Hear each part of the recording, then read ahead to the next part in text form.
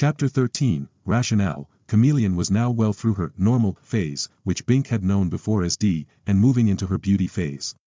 It was not identical to the prior win, her hair was lighter in color, and her features subtly different. Apparently she varied in her physical details each cycle, never exactly repeating herself, but always proceeding from extreme to extreme. Unfortunately, she was also becoming less intelligent, and was no help on the problem of escaping the castle. She was much more interested now in getting friendly with Bink, and this was a distraction he felt he could not afford at the moment. First, his priority was to get away from here. Second, he was not at all sure he wanted to associate himself in any permanent way with so changeable an entity. If only she were beautiful and bright, but no, that would not work either. He realized now why she had not been tempted by Trent's offer to make her beautiful, when they were first captured outside the shield. That would merely have changed her phase. If she were beautiful when she was smart, she would be stupid when she was ugly, and that was no improvement. She needed to be free of the curse entirely. And even if she could be fixed permanently at the height of both beauty and brains, he would not trust her, for he had been betrayed by that type too. Sabrina, he choked off that memory. Yet even an ordinary girl could get pretty dull if she had no more than ordinary intelligence or magic. Castle Rugna, now that they were not actively opposing it, was a fairly pleasant residence. It did its best to make itself so. The surrounding gardens provided a rich plenitude of fruits, grains, vegetables, and small game. Trent practiced his archery by bringing down rabbits, shooting from the high embrasures, using one of the fine bows in the castle armory. Some of the creatures were false rabbits, projecting images of themselves a bit apart from their actual locations, causing him to waste arrows. But Trent seemed to enjoy the challenge. One he nabbed was a stinker, whose magic aroma was such that there was nothing to do but bury the carcass in a hurry, very deep. Another was a shrinker. As it died it diminished in size until it was more like a mouse, hardly usable. Magic always had its little surprises. But some were good. The kitchen did need some attention, otherwise the zombies would come in to do the cooking. Rather than permit that, Chameleon took over. Assisted by advice from the lady ghosts, who were very particular about Castle Rugna cuisine, she made creditable meals. She had no trouble with the dishes, since there was an everlasting magic fountain with aseptic properties, one rinse, and everything sparkled. In fact, having a bath in that water was quite an experience. It effervesced. The inner partitions of the castle were as solid as the roof. There seemed to be weatherproofing spells in operation.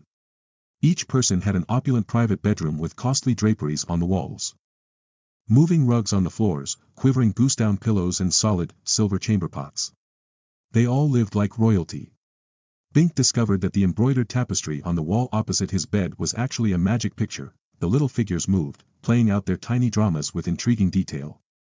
Miniature knights slew dragons, tiny ladies sewed, and in the supposed privacy of interior chambers those knights and ladies embraced. At first Bink closed his eyes to those scenes, but soon his natural voyeurism dominated. And he watched it all. And wished that he could, but no, that would not be proper, though he knew that Chameleon was willing. The ghosts were no problem, they even became familiar. Bink got to know them individually. One was the gatekeeper, who had looked in on them that first night when the portcullis crashed down. Another was the chambermaid, a third was the cook's assistant. There were 6 in all, each of whom had died inappropriately and so lacked proper burial rites. They were shades. Really, but without proper volition, only the king of Xanth could absolve them, and they could not leave the castle. So they were doomed to serve here forever, unable to perform their accustomed chores. They were basically nice people who had no control over the castle itself, and constituted only an incidental part of its enchantment. They helped wherever they could, pitifully eager to please, telling Chameleon where to search for the new foods and telling Bink stories of their lives here in the grand old days. They had been surprised and chagrined by the intrusion of living people at first, for they had been in isolation, for the kitchen did need some attention, otherwise the zombies would come in to do the cooking. Rather than permit that, Chameleon took over. Assisted by advice from the lady ghosts, who were very particular about Castle Rugna cuisine, she made creditable meals. She had no trouble with the dishes, since there was an everlasting magic fountain with aseptic properties, one rinse. And everything sparkled. In fact, having a bath in that water was quite an experience. It effervesced. The inner partitions of the castle were as solid as the roof. There seemed to be weatherproofing spells in operation. Each person had an opulent private bedroom with costly draperies on the walls, moving rugs on the floors, quivering goose-down pillows, and solid, silver chamber pots. They all lived like royalty. Bink discovered that the embroidered tapestry on the wall opposite his bed was actually a magic picture. The little figures moved, playing out their tiny dramas with intriguing detail. Miniature knights slew dragons, tiny ladies sewed, and in the supposed privacy of interior chambers those knights and ladies embraced. At first Bink closed his eyes to those scenes, but soon his natural voyeurism dominated, and he watched it all. And wished that he could, but no, that would not be proper, though he knew that Chameleon was willing. The ghosts were no problem, they even became familiar. Bink got to know them individually. One was the gatekeeper, who had looked in on them that first night when the portcullis crashed down, another was the chambermaid, a third was the cook's assistant. There were 6 in all, each of whom had died inappropriately and so lacked proper burial rites. They were shades, really, but without proper volition. Only the king of Xanth could absolve them, and they could not leave the castle. So they were doomed to serve here forever, unable to perform their accustomed chores. They were basically nice people who had no control over the castle itself, and constituted only an incidental part of its enchantment. They helped wherever they could, pitifully eager to please, telling Chameleon where to search for the new foods and telling Bink stories of their lives here in the grand old days. They had been surprised and chagrined by the intrusion of living people at first, for they had been in isolation for gently, the action requiring far more effort than he cared to show. What happened? He asked again. It banged, she said. He had to remind himself that her diminishing mentality was the other face of her curse. Now it was easier to hold off her lush body. A body without a mind did not appeal to him. What banged? The cherry, the cherry. This was the first he had heard about the new fruit. But after patient questioning, he elicited the story. Those are cherry bombs, he exclaimed, comprehending. If you had actually eaten one, she was not yet so stupid as to misunderstand that. Oh, my mouth, oh, your head. Those things are powerful. Didn't Millie warn you? Millie was the chambermaid ghost. She was busy. What would a ghost be busy with? Well, this was no time to explore that. After this, don't eat anything unless a ghost tells you it's okay. Chameleon nodded dutifully. Bink picked up a cherry cautiously and considered it. It was just a hard little red ball, marked only where its stem had broken off. Old magician Rugna probably used these bombs in warfare. He didn't like war, as I understand it, but he never let his defenses grow soft. Any attackers? Why, one man on the ramparts with a slingshot could decimate an army. Lobbing these cherry bombs down. No telling what other trees there are in the arsenal. If you don't stop fooling around with strange fruits, I could blow up the castle, she said, watching the dissipating smoke. The floor was scorched, and a table had lost a leg. Blow up the castle. Bink echoed, suddenly thinking of something. Chameleon, why don't you bring in some more cherry bombs? I'd like to experiment with them. But be careful, very careful, don't knock or drop any. Sure, she said, as eager to please as any ghost. Very careful. And don't eat any. That was not quite a joke. Bink gathered cloth and string, and made bags of assorted sizes.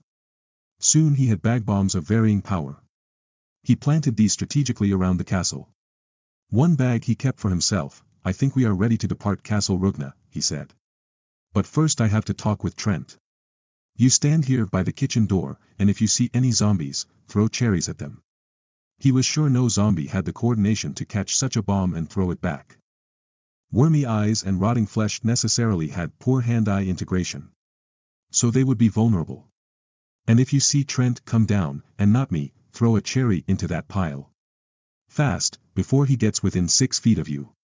And he pointed to a large bomb he had tied to a major support column. Do you understand? She didn't, but he drilled her on it until she had it straight. She was to throw a cherry at anything she saw except Bink himself. Now he was ready. He went up to the library to speak with the evil magician. His heart beat loudly within him, now that the moment of confrontation had come, but he knew what he had to do. A ghost intercepted him. It was Millie, the chambermaid, her white sheet arranged to resemble her working dress, her black hole eyes somehow having the aspect of one sultry humanity. The ghosts had become shapeless from sheer neglect and carelessness in the course of the past few centuries of isolation, but now that there was company they were shaping up into their proper forms. Another week would have them back into people outlines and people colors, though of course they would still be ghosts. Bink suspected Millie would turn out to be a rather pretty girl, and he wondered just how she had died. A liaison with a castle guest, then a stabbing by the jealous wife who discovered them. What is it, Millie? He asked, pausing. He had mined the castle, but he bore no malice toward its unfortunate denizens. He hoped his bluff would be effective, so that it would not be necessary to destroy the home of the ghosts, who really were not responsible for its grandiose mischief, the King Private Conference. She said. Her speech was still somewhat windy, as it was hard for an entity with so little physical substance, hardly any ectoplasm, to enunciate clearly. But he could make it out. Conference. There's nobody here but us, he objected. Or do you mean he's on the pot? Millie blushed as well as she was able to. Though as chambermaid she had been accustomed to the chore of collecting and emptying out the chamber pots, she felt that any reference to a person's actual performance on them was uncouth. It was as if the substance were completely divorced from the function. Perhaps she liked to believe that the refuse appeared magically overnight, untouched by human intestine. Magic fertilizer. No, well, I'm sorry, but I'll have to interrupt him, Bink said. You see, I don't recognize him as king, and I am about to depart the castle. Oh. She put one foggily formed hand to her vague face in feminine misgiving. But see, very well. Bink followed her to the little chapel room adjacent to the library. It was actually an offshoot from the master bedroom, with no direct access to the library. But it had, as it turned out, a small window opening onto the library. Since the gloom of the unlit chapel was deeper than that of the other room, it was possible to see without being seen. Trent was not alone. Before him stood a woman of early middle age, still handsome though the first flush of beauty had faded. Her hair was tied back and up in a functional, fairly severe bun, but there were smile lines around her mouth and eyes. And beside her was a boy, perhaps 10 years old, who bore a direct resemblance to the woman, and had to be her son. Neither person spoke, but their breathing and slight shifts of posture showed that they were alive and solid, not ghosts. How had they come here, and what was their business? Why hadn't Bink or Chameleon seen them enter? It was almost impossible to approach this castle unobserved. It was designed that way, to be readily defensible in case of attack. And the portcullis remained down, blocking off the front entry. Bink had been down by the kitchen entrance, fashioning his bombs, but, granting that they obviously had come, why didn't they speak? Why didn't Trent speak? They all just looked at each other in eerie silence. This whole scene seemed to make no sense. Bink studied the odd, silent pair. They were vaguely reminiscent of the widow and son of Donald the Shade, the ones he had told about the Silver Oak so that they would not have to live in poverty anymore. The similarity was not in their physical appearance, for these were better-looking people who had obviously not suffered poverty. It was in their atmosphere of quiet loss. Had they lost their man, too? And come to Trent for some kind of help? If so, they had chosen the wrong magician. Bink drew away, disliking the feeling of snooping. Even evil magicians deserved some privacy. He walked around to the hall and back to the top of the stairs. Millie, her warning completed, vanished. Apparently it required some effort for the ghosts to manifest and speak intelligibly. And they had to recuperate in whatever vacuum they occupied when off duty. He resumed his march to the library, this time stepping heavily so as to make his approach audible. Trent would have to introduce him to the visitors, but only the magician was there as Bink pushed open the door. He was seated at the table, poring over another tome. He looked up as Bink entered. Come for a good book, Bink? He inquired. Bink lost his composure. The people. What happened to them? Trent frowned. People, Bink, I saw them. A woman and a boy, right here, Bink faltered. Look, I didn't mean to peek, but when Millie said you were in conference, I looked in from the chapel. Trent nodded. Then you did see. I did not intend to burden you with my private problems. Who are they? How did they get here? What did you do to them? They were my wife and son, Trent said gravely. They died. Bink remembered the story the sailor had told of the evil magician's mundane family, killed by mundane illness. But they were here. I saw them, and seeing is believing. Trent sighed. Bink, they were 2 roaches, transformed into the likenesses of my loved ones. These were the only 2 people I ever loved or ever shall love. I miss them. I need them if only to gaze on their likenesses on occasion. When I lost them, there was nothing left for me in Mundania. He brought an embroidered Castle Rugna handkerchief to his face, and Bink was amazed to see that the evil magician's eyes were bright with tears. But Trent retained his control. However, this is not properly your concern, and I prefer not to discuss it. What is it that brings you here, Bink? Oh, yes. He was committed, and had to follow through. Somehow the verve had gone out of it, but he proceeded. Chameleon and I are leaving Castle Rugna. The handsome brow wrinkled. Again, this time for real, Bink said, nettled. The zombies won't stop us, and you find it necessary to inform me? We already have our understanding about this. And I am sure I would become aware of your absence in due course. If you feared I would oppose it, it would have been to your advantage to depart without my knowledge. Bink did not smile. No. I feel it behooves me, under our truce, to inform you. Trent made a little wave of one hand. Very well. I will not claim I am glad to see you go. I have come to appreciate your qualities, as shown in the precision of your ethic that caused you to notify me of your present action. And Chameleon is a fine girl. Of like persuasion, and daily more pretty. I would much prefer to have you both on my side, but since this cannot be, I wish you every fortune elsewhere. Bink found this increasingly awkward. This is not exactly a social leave-taking. I'm sorry. He wished now that he hadn't observed Trent's wife and son, or learned their identities. Those had obviously been good people, undeserving of their fate, and Bink was wholly in sympathy with the magician's grief. The castle won't let us go voluntarily. We have to force it. So we have planted bombs, and bombs. Trent exclaimed. Those are mundane artifacts. There are no bombs in Xanth and shall be none. Never, while I am king. It seems there were bombs in the old days, Bink said doggedly. There's a cherry bomb tree in the yard. Each cherry explodes on impact, violently. Cherry bombs? Trent repeated. So. What have you done with the cherries? We have used them to mine the castle supports. If Rugna tries to stop us, we will destroy it. So it is better if it lets us go in peace. I needed to tell you, so you could disarm the bombs after we're gone. Why tell me this? Don't you oppose my designs, and those of Castle Rugna? If magician and castle were destroyed, you would be the clean victor, not clean. It's not the kind of victory I want, Bink said. Look, you could do so much good in Xanth, if you only, but he knew it was useless. It simply was not the nature of an evil magician to devote himself to good.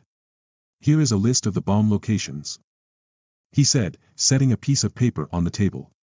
All you have to do is pick up the packages and bags very carefully and take them outside. Trent shook his head. I don't believe your bomb threat will work to effect your escape, Bink. The castle is not intelligent per se. It only reacts to certain stimuli. It might let Chameleon go, but not you. In its perception, you are a magician, therefore you must remain. You may have outthought Rugna, but it will not comprehend the full nature of your ploy. Thus the zombies will balk you, as before, then we shall have to bomb it, exactly. You will have to set off the cherries. And all of us will be destroyed together. No, we'll get outside first, and heave a cherry back. If the castle cannot be bluffed, it can't be bluffed. It is not a thinking thing. It merely reacts. You will be forced to destroy it, and you know I can't permit that. I need Rugna. Now it was getting tough. Bink was ready. Chameleon will set off the bombs if you transform me, he said, feeling the chill of challenge. He didn't like this sort of power play, but had known it would come to this. If you interfere in any way, I would not break the truce. But, you can't break the truce. Either I rejoin Chameleon alone or she heaves a cherry into a bomb. She's too stupid to do anything but follow directions. Listen to me, Bink. It is my given word that prevents me from breaking the truce, not your tactical preparations. I could transform you into a flea, and then transform a roach into your likeness and send that likeness down to meet Chameleon. Once she set down the cherry. Bink's face reflected his chagrin. The evil magician could void the plan. Chameleon stupid would not catch on until too late. That nadir of intelligence worked against him as well as for him. I am not doing this, Trent said. I tell you about the possibility merely to demonstrate that I, too, have ethics. The end does not justify the means. I feel that you have allowed yourself to forget this temporarily, and if you will listen a moment you will see your error and correct it. I cannot allow you to destroy this marvelous and historically significant edifice. To no point, already Bink was feeling guilty. Was he to be talked out of a course he knew was right? Surely you realize, the evil magician continued persuasively, that the entire area would erupt in vengeful wrath if you did this thing. You might be outside the castle, but you would remain in the Rugna environs, and you would die horribly. Chameleon, too, that hurt. That beautiful girl devoured by a tangled tree, ripped apart by zombies. It is a risk I must take. Bink said grimly, though he realized the magician was correct. The way they had been herded to this castle there would be no escaping the savagery of the forest. Maybe you will be able to persuade the castle to let us go, rather than set off that chain of events. You are a stubborn one, yes, at least hear me out first. If I cannot persuade you, then what must be, though I abhor it, speak briefly. Bink was surprised at his own temerity, but he felt he was doing what he had to. If Trent tried to approach within 6 feet, Bink would take off, to avoid transformation. He might be able to outrun the magician. But even so, he could not wait too long. He was afraid that Chameleon would tire of waiting and do something foolish. I really don't want to see you or Chameleon die, and of course I value my own survival, Trent said. While I love nobody alive today, you two have been as close to me as anyone. It is almost as if fate has decreed that like types must be banned from the conventional society of Xanth. We, like types. Bink exclaimed indignantly, I apologize for an invidious comparison. We have been through a great deal together in a short time, and I think it is fair to say we have saved each other's lives on occasion. Perhaps it was to associate with your like that I really returned to Xanth. Maybe so, Bink said stiffly, suppressing the mixed feelings he was experiencing. But that does not justify your conquering Xanth and probably killing many entire families. Trent looked pained. But controlled himself. I do not pretend that it does, Bink. The mundane tragedy of my family was the stimulus, not the justification, for my return. I had nothing remaining in Mundania worth living for, so naturally my orientation shifted to Xanth, my homeland. I would not try to harm Xanth, I hope to benefit it, by opening it up to the contemporary reality before it is too late. Even if some deaths occur, this is a small price to pay for the eventual salvation of Xanth. You think Xanth won't survive unless you conquer it? Bink tried to put a sneer in his tone. But it didn't register very well. If only he had the verbal control and projection of the evil magician. Yes, actually, I do. Xanth is overdue for a new wave of colonization, and such a wave would benefit it as the prior ones did. The waves were murder and rapine and destruction. The curse of Xanth, Trent shook his head. Some were that, yes. But others were highly beneficial, such as the fourth wave, from which this castle dates. It was not the fact of the waves but their mismanagement that made trouble. On the whole they were essential to the progress of Xanth. But I don't expect you to believe that.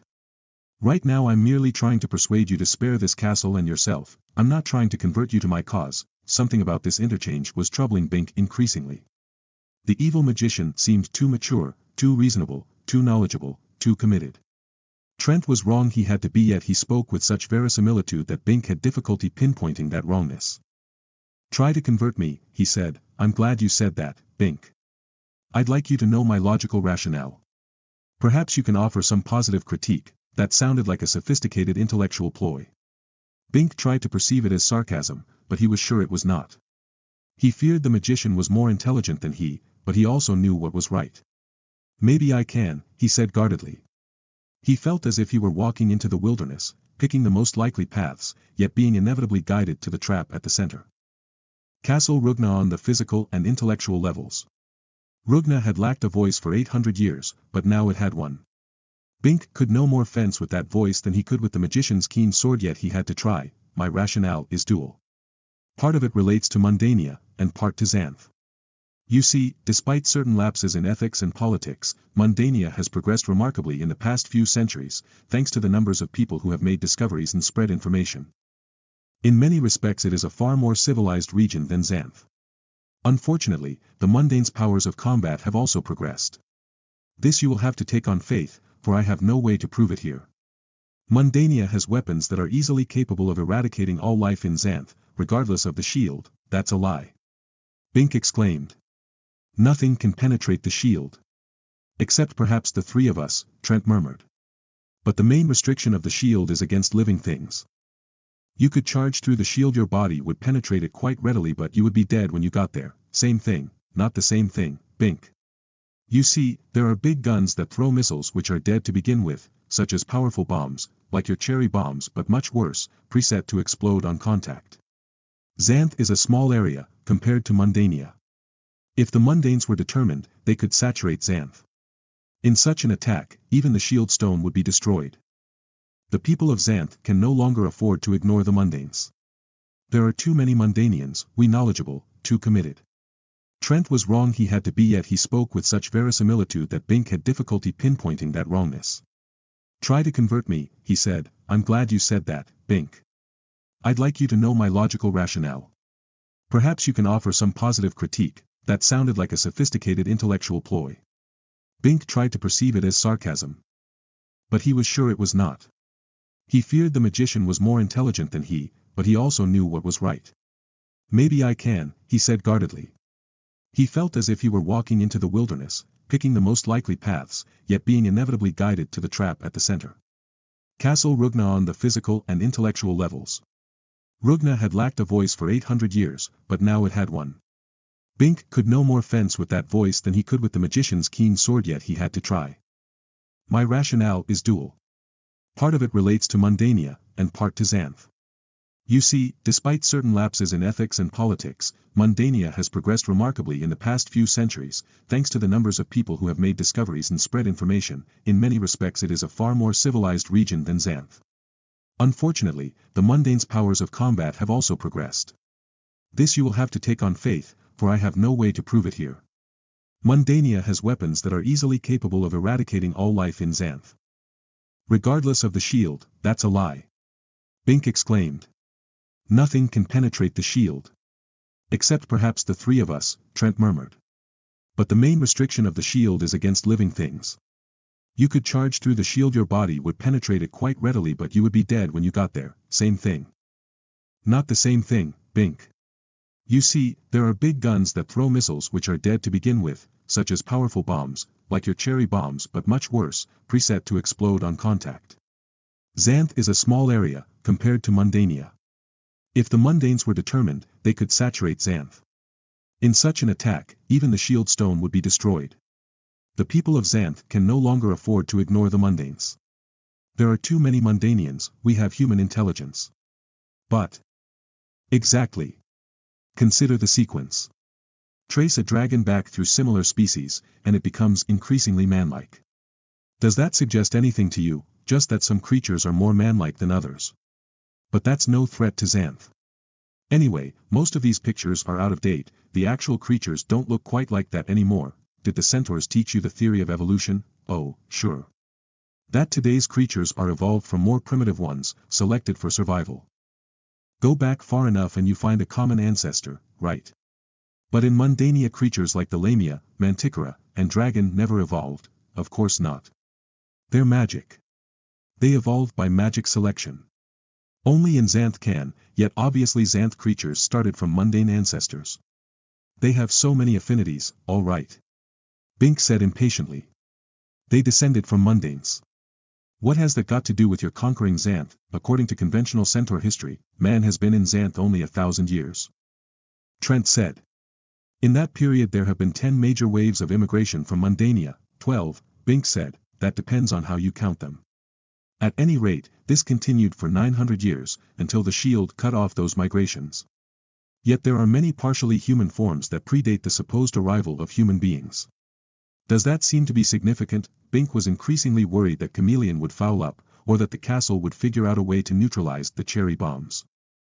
He was not certain that Castle Rugna could not think for itself. Was the evil magician stalling to make time for this? I'll give you one more minute to make your case. Then we're going. Regardless, how could partially human forms have evolved unless they had human ancestors? Convergent evolution doesn't create the unnatural mishmash monsters we have here. It creates creatures adapted to their ecological niches, and human features fit few niches. There had to have been people in Xanth many thousands of years ago. All right, Bink agreed.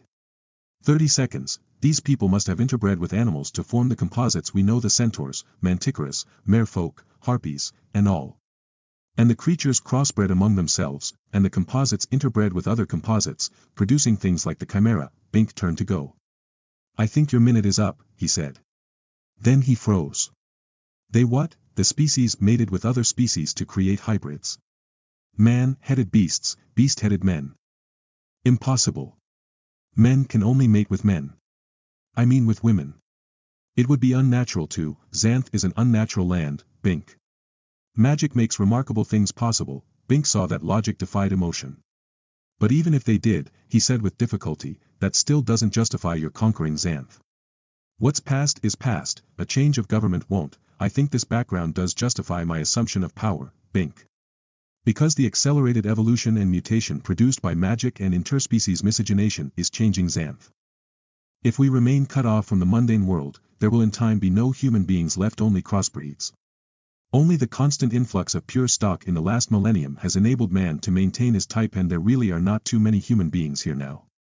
Our population is diminishing not through famine, disease, or war, but through the attrition of crossbreeding.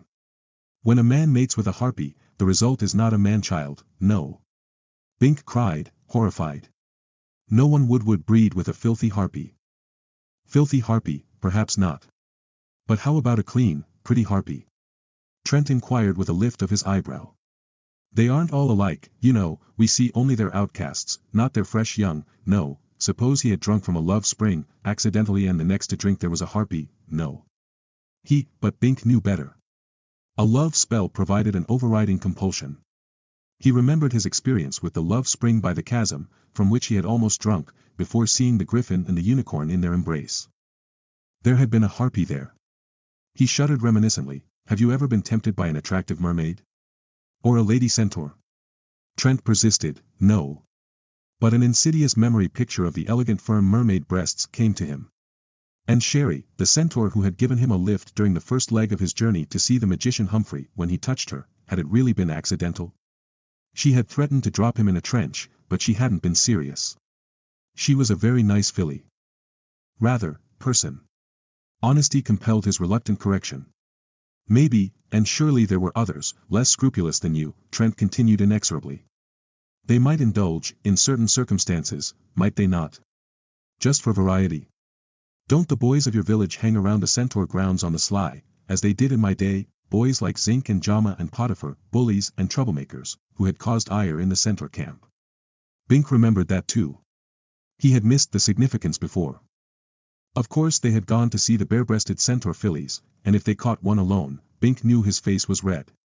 What are you getting at? He demanded, trying to cover his embarrassment. Just this, Xanth must have had intercourse with bad word, must have had contact with Mundania long before the date of our earliest records. Before the waves.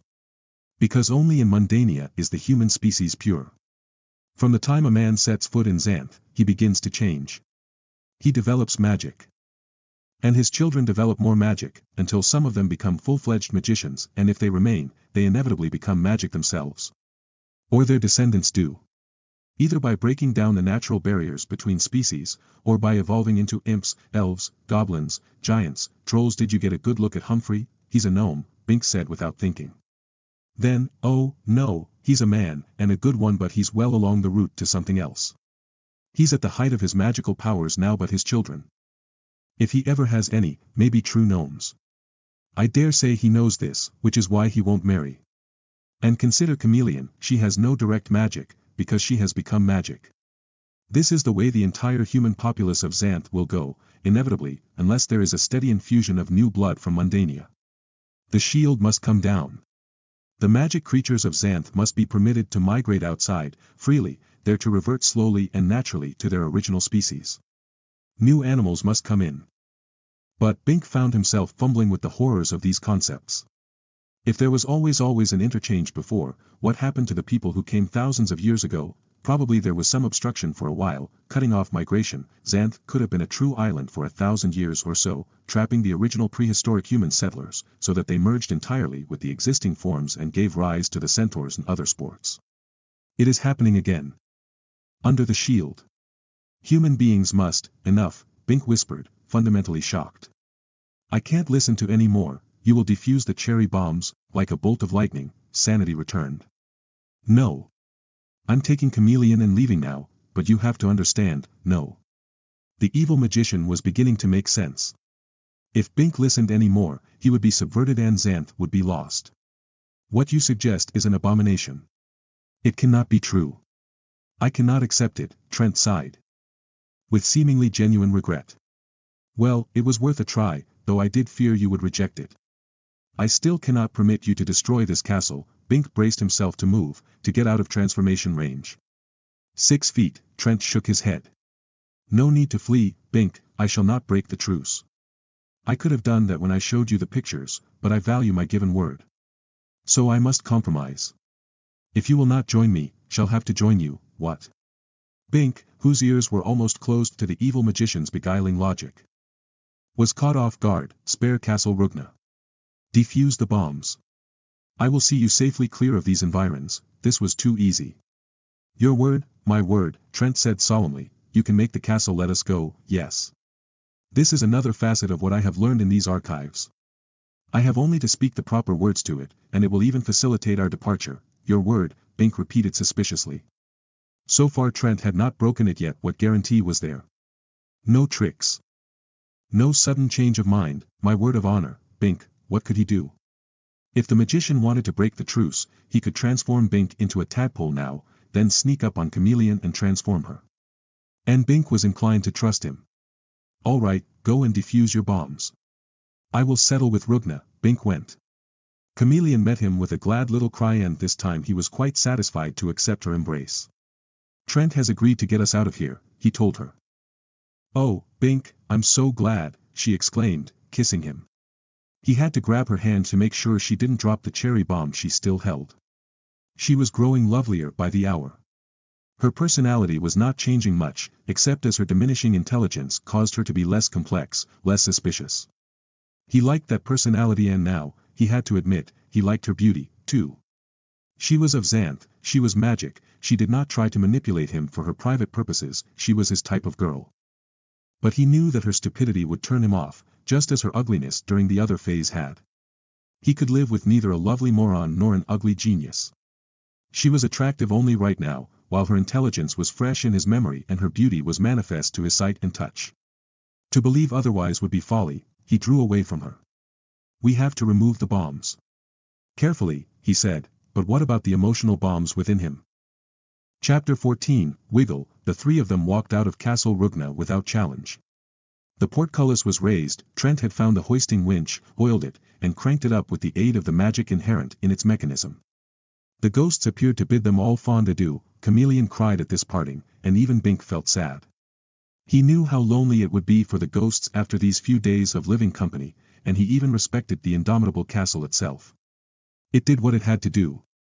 Much as Bink himself did, they carried bags of fruits from the garden, and wore functional clothing from the castle closets, stored for 800 years without deterioration by means of the potent ancient spells.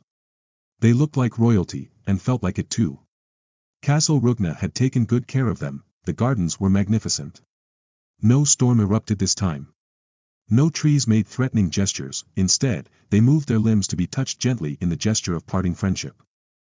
No vicious animals appeared and no zombies. In a surprisingly short time, the castle was out of sight. We are now beyond Rugna's environs, Trent announced. We must resume full alertness, for there is no truce with the true wilderness. Bink asked. Aren't you going back to the castle? Not at this time, the magician said. Bink's suspicion was renewed. Just exactly what did you say to that castle? I said, I shall return as king. Rugna shall rule Xanth again. And it believed that?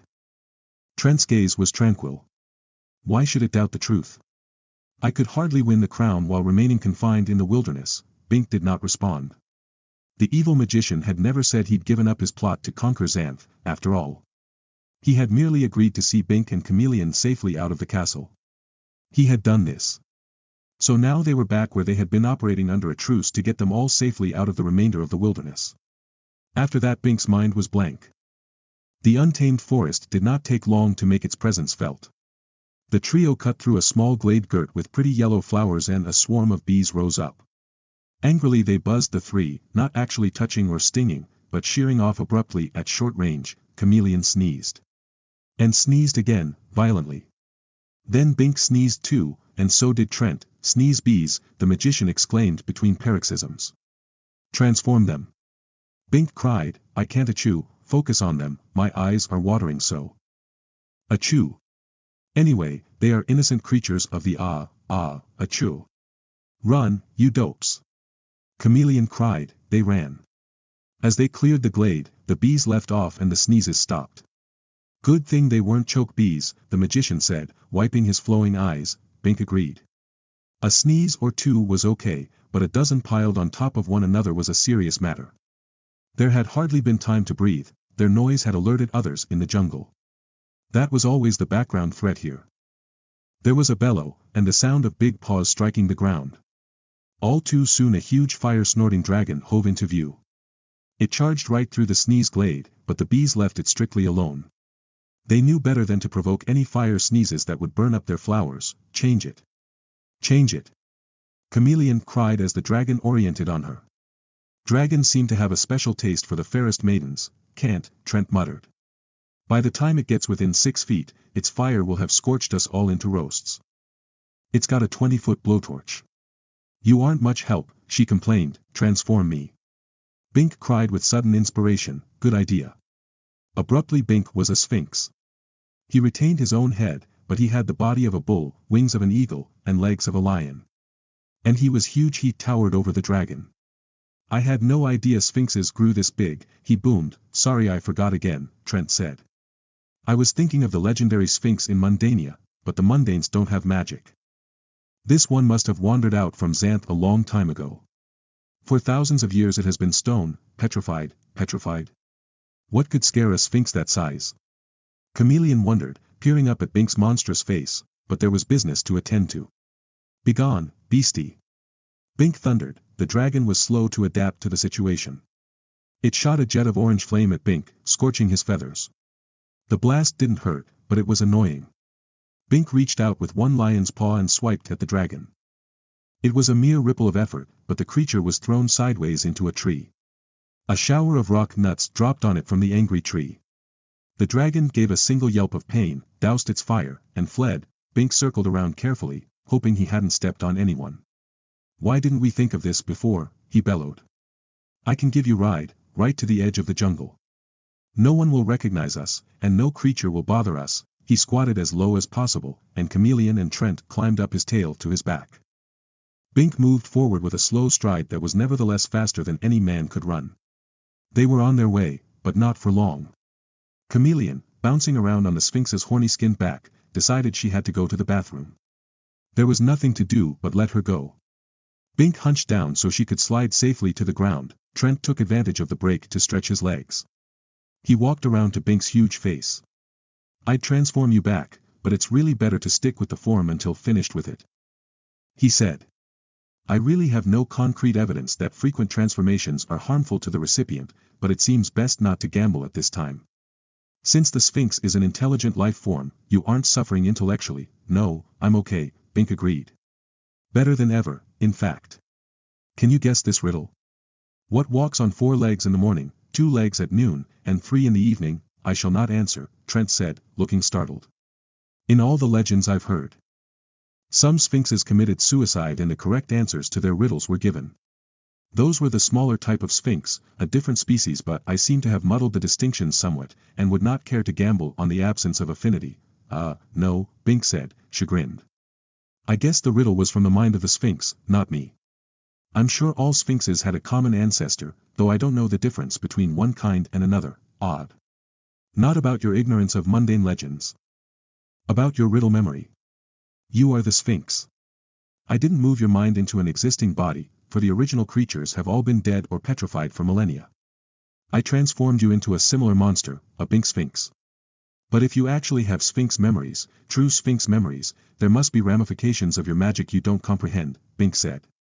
I wish I understood the real nature of magic. Any magic, yes, it is a mystery. Magic exists in Xanth, nowhere else. Why? What is its mechanism? Why does Xanth seem to be adjacent to any mundane land? In geography, language, and culture. How is this magic, in all its multiple levels, transmitted from the geographic region to the inhabitants? I have pondered that, Bink said. I thought perhaps some radiation from the rock, or nutritional value of the soil. When I am king I shall initiate a study program to determine the true story of Xanth's uniqueness, when Trent was king. The project was certainly worthwhile, in fact, fascinating, but not at that price. For a moment Bink was tempted. With the merest swipe of his mighty forepaw he could squash the evil magician flat. Ending the threat forever, no. Even if Trent were not really his friend, Bink could not violate the truce that way. Besides, he didn't want to remain a monster all his life, physically or morally. The lady is taking her sweet time, Trent muttered. Bink moved his ponderous head, searching for Chameleon. She's usually very quick about that sort of thing. She doesn't like being alone. Then he thought of something else. Unless she went looking for her spell, to make her normal. She left Xanth in an effort to nullify her magic, and now that she's stuck back in Xanth, she wants some kind of countermagic. She's not very bright right now, and Trent stroked his chin. This is the jungle. I don't want to violate her privacy, but maybe we'd better check for her. Well, I guess you can stand one more transformation, Trent decided. I'll make you a bloodhound. That's a mundane animal, a kind of dog, very good at sniffing out a trail. If you run into her doing something private, well, you'll only be an animal, not a human voyeur. Abruptly, Bink was a keen-nosed, floppy-eared, loose-faced creature, smell-oriented. He could pick up the lingering odor of anything, he was sure of that. He had never before realized how overwhelmingly important the sense of smell was. Strange that he had ever depended on any lesser sense. Trent concealed their supplies in a mock tangle tree and faced about. Very well, Bink, let's sniff her out.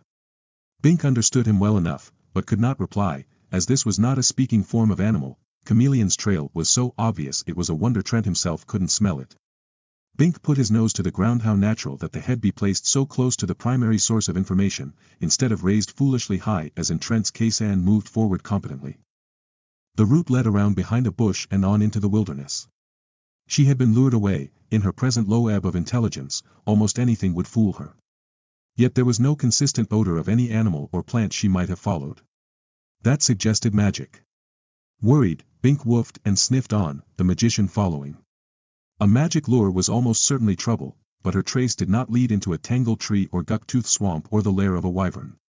It wove intricately between these obvious hazards, bearing generally south, into the deepest jungle. Something obviously had led her, guiding her safely past all threats, but what, and where and why, Bink knew the essence, if not the detail. Some will-o'-the-wisp spell had beckoned her, tempting her ever forward, always just a little out of reach. Perhaps it had seemed to offer some elixir, some enchantment to make her normal, and so she had followed. It would lead her into untracked wilderness, where she would be lost, and leave her there. She would not survive long. Bink hesitated. He had not lost the trail, that could never happen. There was something else. What is it, Bink? Trent inquired. I know she was following the Ignis Fatuus, but since we are close on her trail we should be able to. He broke off, becoming aware of the other thing. It was a shuddering in the ground, as of some massive object striking it. An object weighing many tons. Trent looked around. I can't see it, Bink. Can you smell it? Bink was silent. The wind was wrong. He could not smell whatever was making that sound from this distance. Want me to transform you into something more powerful? Trent asked. I'm not sure I like this situation. First the swamp gas, now this strange pursuit. If Bink changed, he would no longer be able to sniff out Chameleon's trail. He remained silent. Very well, Bink. But stay close by me. I can transform you into a creature to meet any emergency, but you have to be within range. I believe we're walking into extreme danger. Or having it walk up on us. And he touched his sword. They moved on, but the shuddering grew bolder, becoming a measured thumping, as of some ponderous animal. Yet they saw nothing. Now it was directly behind them, and gaining. I think we'd better hide, Trent said grimly. Discretion is said to be the better part of valor. Good idea. They circled a harmless beer barrel tree and watched silently. The thumping became loud. Extremely loud. The whole tree shook with the force of the measured vibrations. Tramp, tramp, tramp, small branches fell off the tree, and a leak sprang in the trunk. A thin jet of beer formed, splashing down under Bink's sensitive nose. He recoiled. Even in the human state, he had never been partial to that particular beverage. He peered around the trunk, yet there was nothing. Then at last something became visible. A branch crashed off a spike-spire tree, splintering. Bushes waved violently aside. A section of earth subsided. More beer jetted from developing cracks in the trunk of their hiding place, filling the air with its malty fragrance. Still nothing tangible could be seen. It's invisible, Trent whispered, wiping beer off one hand. An invisible giant, invisible. That meant Trent couldn't transform it. He had to see what he enchanted. Together, silently, steeped in intensifying beer fumes, they watched the giant pass. Monstrous human footprints appeared, each 10 feet long, sinking inches deep into the forest soil. Tramp, and the trees jumped and shuddered and shed their fruits and leaves and branches. Tramp, and an ice cream bush disappeared, becoming a mere patina of flavored discoloration on the flat surface of the depression. Tramp, and a tangled tree hugged its tentacles about itself, frightened. Tramp, and a fallen trunk splintered across the 5-foot width of the giant's print, a stench washed outward, suffocating, like that of a stench puffer or an overflowing outhouse in the heat of summer. Bink's keen nose hurt. I am not a cowardly man, Trent murmured. But I begin to feel fear. When neither spell nor sword can touch an enemy. His nose twitched. His body odor alone is deadly. He must have feasted on rotten blivets for breakfast. Bink didn't recognize that food. If that was the kind of fruit mundane trees formed, he didn't want any. Bink became aware that his own hackles were erect. He had heard of such a monster, but taken it as a joke. An invisible but not unsmellable giant, if he is in proportion, Trent remarked, that giant is some 60 feet tall.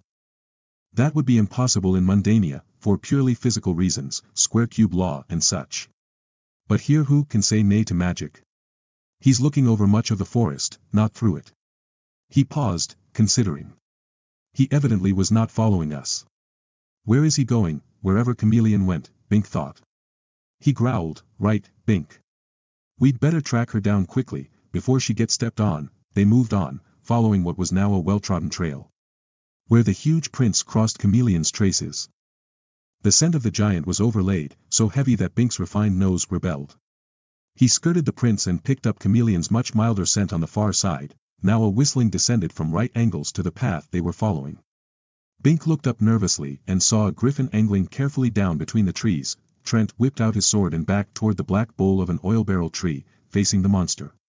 Bink, in no condition to fight it, bared his teeth and backed toward the same protection. He was glad it wasn't a dragon. One really good tongue of fire could set off the tree explosively and wipe them all out. As it was, the overhanging branches would interfere with the monster's flight, forcing it to do combat on the ground. Still a chancy business, but it restricted the battle zone to 2 dimensions, which was a net advantage for Bink and Trent. Maybe if Bink distracted it, Trent could get safely within range to transform it. The griffin settled to earth, folding its extensive glossy wings. Its coiled lion's tail twitched about, and its great front eagle's talons made streaks in the dirt.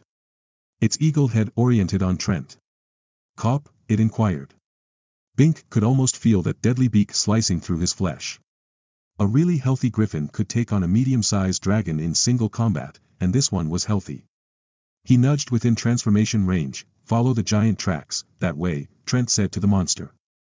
Can't miss it, Bop, the griffin said. It turned about. Oriented on the giant tracks, bunched its lion muscles, spread its wings, and launched itself into the air. It flew low-level along the channel the invisible giant had carved through the forest. Trent and Bink exchanged startled glances. They had had a narrow escape. Griffins were very agile in combat, and Trent's magic might not have taken effect in time. It only wanted directions. Trent said. Must be something very strange up ahead. We'd better get there in a hurry. Be unfortunate if some part human cult was having a ritual sacrifice. Ritual sacrifice? Bink growled his confusion. You know, Trent said grimly.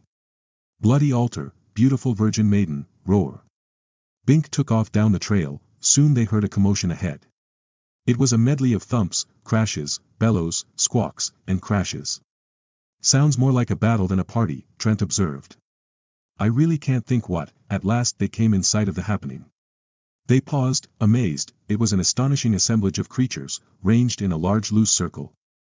Facing in, dragons, griffins, manticoras, harpies, land serpents, trolls, goblins, fairies, and too many others to take in all at once. There were even a few human beings. It was not a free-for-all. All were intent on individual exercises, stamping their feet, biting at air, slamming their hooves together, and banging on rocks. In the interior of the circle, a number of creatures were dead or dying, ignored by the others. Bink could see and smell the blood, and hear their groans of agony. This was a battle, certainly, but where was the enemy? It was not the invisible giant. His prints were confined to one quadrant, not overlapping the territory of his neighbors. I thought I knew something about magic, Trent said, shaking his head. But this is beyond my comprehension. These creatures are natural enemies, yet they ignore one another and do not feed on prey. Have they happened on a cache of loco, woof? Bink exclaimed. He had spied Chameleon. She had 2 large flat stones in her hands and was holding them about a foot apart while she stared intently between them. Suddenly she clapped them together, with such force that they both fell out of her hands. She peered at the air above them, smiled enigmatically, picked them up, and repeated the procedure. Trent followed Bink's gaze. Loco, he repeated. But Bink could smell no loco. Her too. It must be an area spell. We'd better back off before we also fall prey to it. They started to retreat, though Bink did not want to desert Chameleon. A grizzled old centaur cantered up. Don't just meander around, he snapped. Get around to the north quadrant. He pointed. We've suffered heavy losses there, and Bigfoot can't do it all. He can't even see the enemy. They'll break through any minute. Get some rocks, don't use your sword, fool. Don't use my sword on what? Trent demanded, with understandable ire, the wiggles, naturally. Cut one in half, all you have is 2 wiggles. You, the wiggles. Trent breathed, and Bink growled his own chagrin. The centaur sniffed. You been drinking? Bigfoot's passage hold the beer barrel tree we took refuge behind, Trent explained. I thought the wiggles had been eradicated, so thought we all, the centaur said. But there's a healthy colony swarming here. You have to crush them or chew them or burn them or drown them. We can't afford to let a single one escape. Now get moving, Trent looked about. Where are the stones? Here. I've collected a pile. The centaur showed the way. I knew I couldn't handle it myself, so I sent out will-o'-the-wisps to summon help. Suddenly Bink recognized the centaur, Herman the Hermit. Exiled from the centaur community for obscenity almost a decade ago. Amazing that he had survived, here in the deepest wilderness, but centaurs were hardy folk. Trent did not make the connection. The episode had happened after his exile. But he well knew the horror the wiggles represented. He picked up 2 good rocks from Herman's cache and strode toward the north quadrant. Bink followed. He had to help too. If even one wiggle got away, there would at some later date be another swarming, perhaps not stopped in time. He caught up to the magician. Woof! Woof! He barked urgently. Trent looked straight ahead. Bink, if I transform you here and now, the others will see, and know me for what I am. They may turn against me and the siege against the wiggles will be broken. I think we can contain the swarm with our present creature power. The centaur has organized the effort well. Your natural form would not be better equipped to wage this war than your present form. Wait until this is over. Bink was not satisfied with all the arguments, but he seemed to have no choice. So he determined to make himself useful as he was. Maybe he could smell out the wiggles, as they came up to their designated quadrant.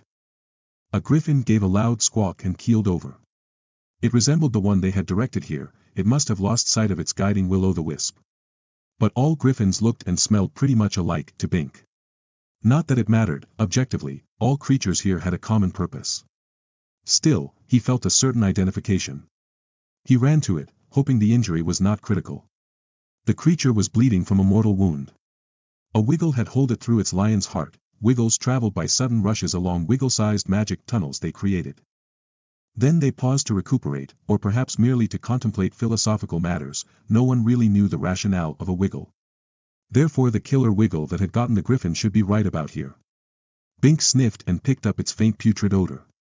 He oriented on it, and saw his first live wiggle. It was a 2-inch long, loosely spiraled worm, hovering absolutely still in midair. It hardly looked like the menace it was. He barked, pointing his nose at it. Trent heard him. He strode across with his 2 rocks. Good job, Bink, he cried. He smashed the rocks together on the wiggle. As they came apart, the squished, dead hulk of the tiny monster dropped. One down, zap. There's another. Trent cried. They tunnel through anything, even air, so we hear the collapse of the vacuum behind them. This one should be right about there. He smashed his stones together again, crunching the wiggle. After that it was hectic. The wiggles were zapping determinately outward. Each in its own pattern. There was no way of telling how long they would freeze in place, seconds or minutes, or how far they would zap, inches or feet. But each wiggle went in the precise direction it had started, never shifting even a fraction, so it was possible to trace that line and locate it fairly quickly. If someone stood in front of a wiggle at the wrong time, he got zapped, and if the hole were through a vital organ, he died. But it was not feasible to stand behind a wiggle. For the closer in toward the source of the swarm one went, the more the wiggles were present. There were so many wiggles that a creature smashing one could be simultaneously holed by another. It was necessary to stand at the outer fringe of expansion and nab the leaders first. The wiggles really seemed to be mindless, or at least indifferent to external things. Their preset wiggle courses hold anything at all in the way. If a person didn't locate a wiggle fast, it was too late. For the thing had zapped again. Yet it could be tricky to find a still wiggle, for it looked like a twisted stem from the side and a coiled stem from the end. It had to move to attract attention to itself, and then it might be too late to nab it. This is like standing in a firing range and catching the bullets as they pass, Trent muttered. That sounded like another mundane illusion. Evidently mundane wiggles were called bullets. The invisible giant operated beside Bink on the right. As his nose plainly told him. Tramp, and a wiggle was crushed out of existence. Maybe 100 wiggles at once. But so was anything else that got underfoot. Bink didn't dare point out wiggles for Bigfoot, it would be his own death warrant. For all he knew, the giant was stomping randomly. It was as good a way as any. On the left side, a unicorn operated. When it located a wiggle, it either crushed it between horn and hoof or closed its mouth over it and ground it to shreds with its equine teeth. This seemed to Bink to be a distasteful and hazardous mode of operation, because if it mistimed a wiggle, zap. A hole appeared in the unicorn's jaw. Blood dripped out. The creature made a single neigh of anguish, then trotted along the path of the zap. It located the wiggle and chomped down again, using the other side of its jaw. Bink admired the unicorn's courage. But he had to get on with his own job. 2 wiggles had just zapped within range. He pointed out the nearest for Trent. Then ran to the other, afraid Trent would not reach it in time. His hound's teeth were made for cutting and tearing, not chewing, but maybe they would do. He bit down on the wiggle, it squished unpleasantly. Its body was firm but not really hard, and the juices squirted out. The taste was absolutely awful. There was some sort of acid yuck. But Bink chewed carefully several times, to be sure of crushing it all. He knew that any unsquished fragment would zap away as a tiny wiggle, just as dangerous as the original. He spat out the remains. Surely his mouth would never be the same again. Zap. Zap. 2 more wiggles nearby. Trent heard one and went after it. Bink sought out the other. But even as they both oriented, a third zap sounded between them. The pace was stepping up as the great internal mass of wiggles reached the perimeter. There were too many wiggles to keep up with. The complete swarm might number 1,000,000. There was a deafening bellow from above. Booyah! Herman the centaur galloped by. Blood trailed from a glancing wiggle wound in his flank. Bigfoot's hit, he cried. Get out of the way, but the wiggles are breaking out, Trent said. I know. We're taking heavy losses all around the perimeter. It's a bigger swarm than I thought, more dense in the center. We can't hold them anyway. We'll have to form a new containment circle, and hope that more help arrives in time. Save yourselves before the giant falls, good advice. A huge print appeared in Bink's territory as Bigfoot staggered. They got out of there, Euaga, the giant bawled. Another print appeared, this time in toward the center of the circle. A wash of air passed as he fell, heavy laden with the giant aroma. Gaffoe, the sound arched down from a 50-foot elevation toward the center of the wiggle swarm. The crash was like that of a petrified pine felled by magic. Hump, Herman, who had taken refuge behind the same jelly barrel tree as Trent and Bink, wiped a squirt of jelly out of his eye and shook his head sadly. There goes a big man. Little hope now of containing the menace. We're disorganized and short of personnel, and the strength of the enemy is sweeping outward. Only a hurricane could get them all, and the weather's dry. Then he looked again at Trent.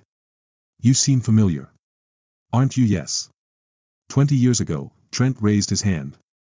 I regret the necessity, he began. No, wait, magician, Herman said. Transform me not. I will not betray your secret. I could have bashed your head in with my foot just now. Had I intended you ill? Know you not why I was exiled from my kind? Trent paused. I know not, for I do not know you. I am Herman the Hermit, punished for the obscenity of practicing magic. By summoning will-o'-the-wisps. No centaur is supposed to. You mean centaurs can practice magic? They could if they would. We centaurs have existed so long in Xanth we have become a natural species. But magic is considered obscene, Trent finished, voicing Bink's thought. So magic-intelligent creatures could do magic.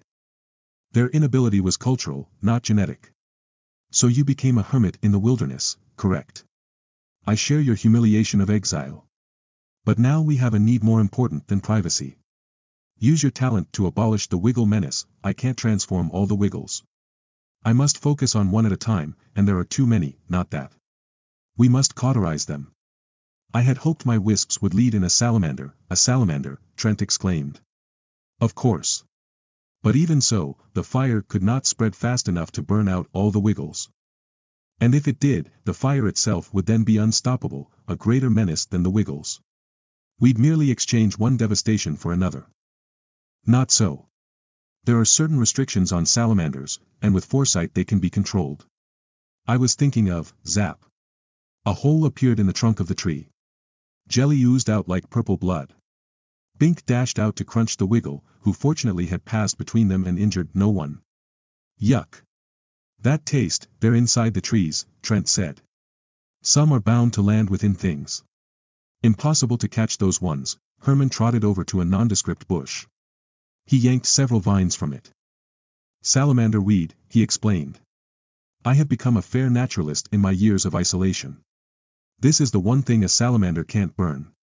It represents a natural barrier to the fire. Eventually the flames are stopped by proliferating weeds. If I make a harness of this, I can carry a salamander around in a great circle just beyond the infestation, but how to stop the fire before it destroys most of Xanth? Trent asked. We can't wait on the chance of the weeds. Half of the wilderness could be ravaged before it burns itself out. We can't possibly clear a firebreak in time. He paused. You know, that must be why your wisps summon no salamanders. This thick forest would naturally have a salamander repulsion spell to keep them away, because such a fire would quickly prejudice this whole environment. Still, if we start a fire, Herman held up one strong hand in a halt gesture. He was an old centaur, but still strong, the arm was magnificently muscled. You know how salamander fire burns only in the direction it starts. If we form a circle of inward burning magic fire. Suddenly I comprehend. Trent exclaimed. It will burn itself out at the center. He looked around. Bink, what else? Bink did not relish being a salamander, but anything was better than yielding Xanth to the wiggles. No person or creature would be safe if the swarms got out of control again. He came up. Suddenly he was a small, bright amphibian, about 5 inches from nose to tail. Once more he remembered the omen he had seen back at the outset of this adventure. The chameleon lizard had also become a salamander before being swallowed up by the moth hawk. Had his time finally come, the ground he stood on burst into flame. The underlying sand would not burn, but all the material on top of it was fuel. Climb in here, Herman said, holding a pouch he had cleverly formed of vines. I will carry you in a great left circle. Be sure you direct your fire inward. To the left. And to make quite sure Bink understood, he pointed with his left hand. Well, such a limit wouldn't be much fun, but Bink climbed into the net. The centaur picked it up and dangled it at arm's length. As well he might, for Bink was hot. Only the frustrating salamander weed vines prevented him from really tearing loose. Herman galloped. Clear out. Clear out, he cried with amazing volume to the straggling, wounded creatures still trying to stop the wiggles. We're burning them out. Salamander. And to Bink, to the left. To the left, Bink had hoped he'd forgotten about that restriction. Ah, well, half a burn was better than none. From him a sheet of flame erupted. Everything it touched burst up anew. Burning savagely. Branches, leaves, whole green trees, even the carcasses of fallen monsters, the flame consumed all. That was the nature of salamander fire, it burned magically, heedless of other conditions. No rainstorm could put it out, for water itself would burn. Everything except rock and earth and salamander weed. Curse the stuff, now a hasty exodus developed. Dragons, griffins, harpies, goblins, and men scrambled out of the path of the terrible fire. Every movable form cleared out except the wiggles. Which proceeded as mindlessly as ever. The flames spread hungrily up the great trees, consuming them with awesome rapidity. A tangled tree writhed in agony as it was incinerated, and the smell of burning beer and jelly spread. Already a swath of scorched earth was developing, sand and ashes marking the path they had traveled. Glorious, zap. Bink dropped to the ground. A wiggle, striking with the luck of the mindless, had hold Herman's right hand. Good. Now Bink could get out of the net and really go to work. Setting the most magnificent blaze in all salamander history, but the centaur looped about and grabbed the net with his left hand. The flames touched his fingers momentarily, and the tips shivered into ash, but he hung on with the stubs. Damn the courage of the hermit. On. Herman cried, resuming forward speed. To the left, Bink had to obey. Angrily he shot forth an especially intense flame, hoping the hermit would drop him again, but it didn't work. The centaur galloped on, widening the circle a bit. Since the wiggle radius had evidently expanded further. It was useless to burn where the wiggles had been, or where they would be, the flame had to be where they were now. Any that zapped past the sheet of flame and paused in an already burned spot would survive. That made it a tricky calculation. But it was their only chance, the circle was almost complete, the centaur could really move. They raced up to the broadening swath of their starting point, pausing to let a few trapped monsters get out before being doomed. The last to go was the great land serpent, 100 feet of slithering torso. Trent was there, organizing the remaining animals into a cleanup detail to intercept any few wiggles already outside the circle of fire. Now that the great majority of wiggles were being eliminated, it was feasible to go after those few individually. Every last one had to be squished, the fire closed in on the original wiggle hive. There was a deafening groan. Gaga. Something stirred invisibly, Bigfoot. Trent exclaimed. He's still alive in there, I thought he was dead, Herman said, horrified. We've already closed the circle, we can't let him out, he was riddled through the legs, so he fell but he wasn't dead, Trent said. The fall must have knocked him out for a while. He stared into the leaping flames, now outlining the form of a gargantuan man lying prone, stirring at the peripheries. The odor was of roasting garbage. Too late now, the doomed giant thrashed about. Flaming branches flew wide. Some landed in the jungle beyond the circle. Catch those flames, the centaur cried. They can start a forest fire, but no one could quench or move or even contain the flames. No one except Herman himself, with his weed net. He dumped Bink out and galloped toward the nearest, which was dangerously close to an oil barrel tree. Trent gestured hastily, and Bink was his human self again. He leaped out of the smoldering ground where his salamander self had touched. What power the evil magician had! He could destroy Xanth any time just by making a dozen salamanders. Bink blinked and saw Chameleon chasing a wiggle between the prongs of magic fire formed by thrown brands. She was too intent or too stupid to realize the danger, he ran after her. Chameleon. Turn back.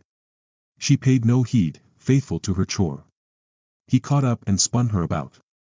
The fire's getting the wiggles. We have to get out of here, oh, she said faintly. Her once fancy dress was ragged, and dirt smudged her face. But she was excruciatingly lovely, come on. He took her by the hand and drew her along, but a determined tongue of fire had crossed behind them. They were trapped in a closing island, the omen.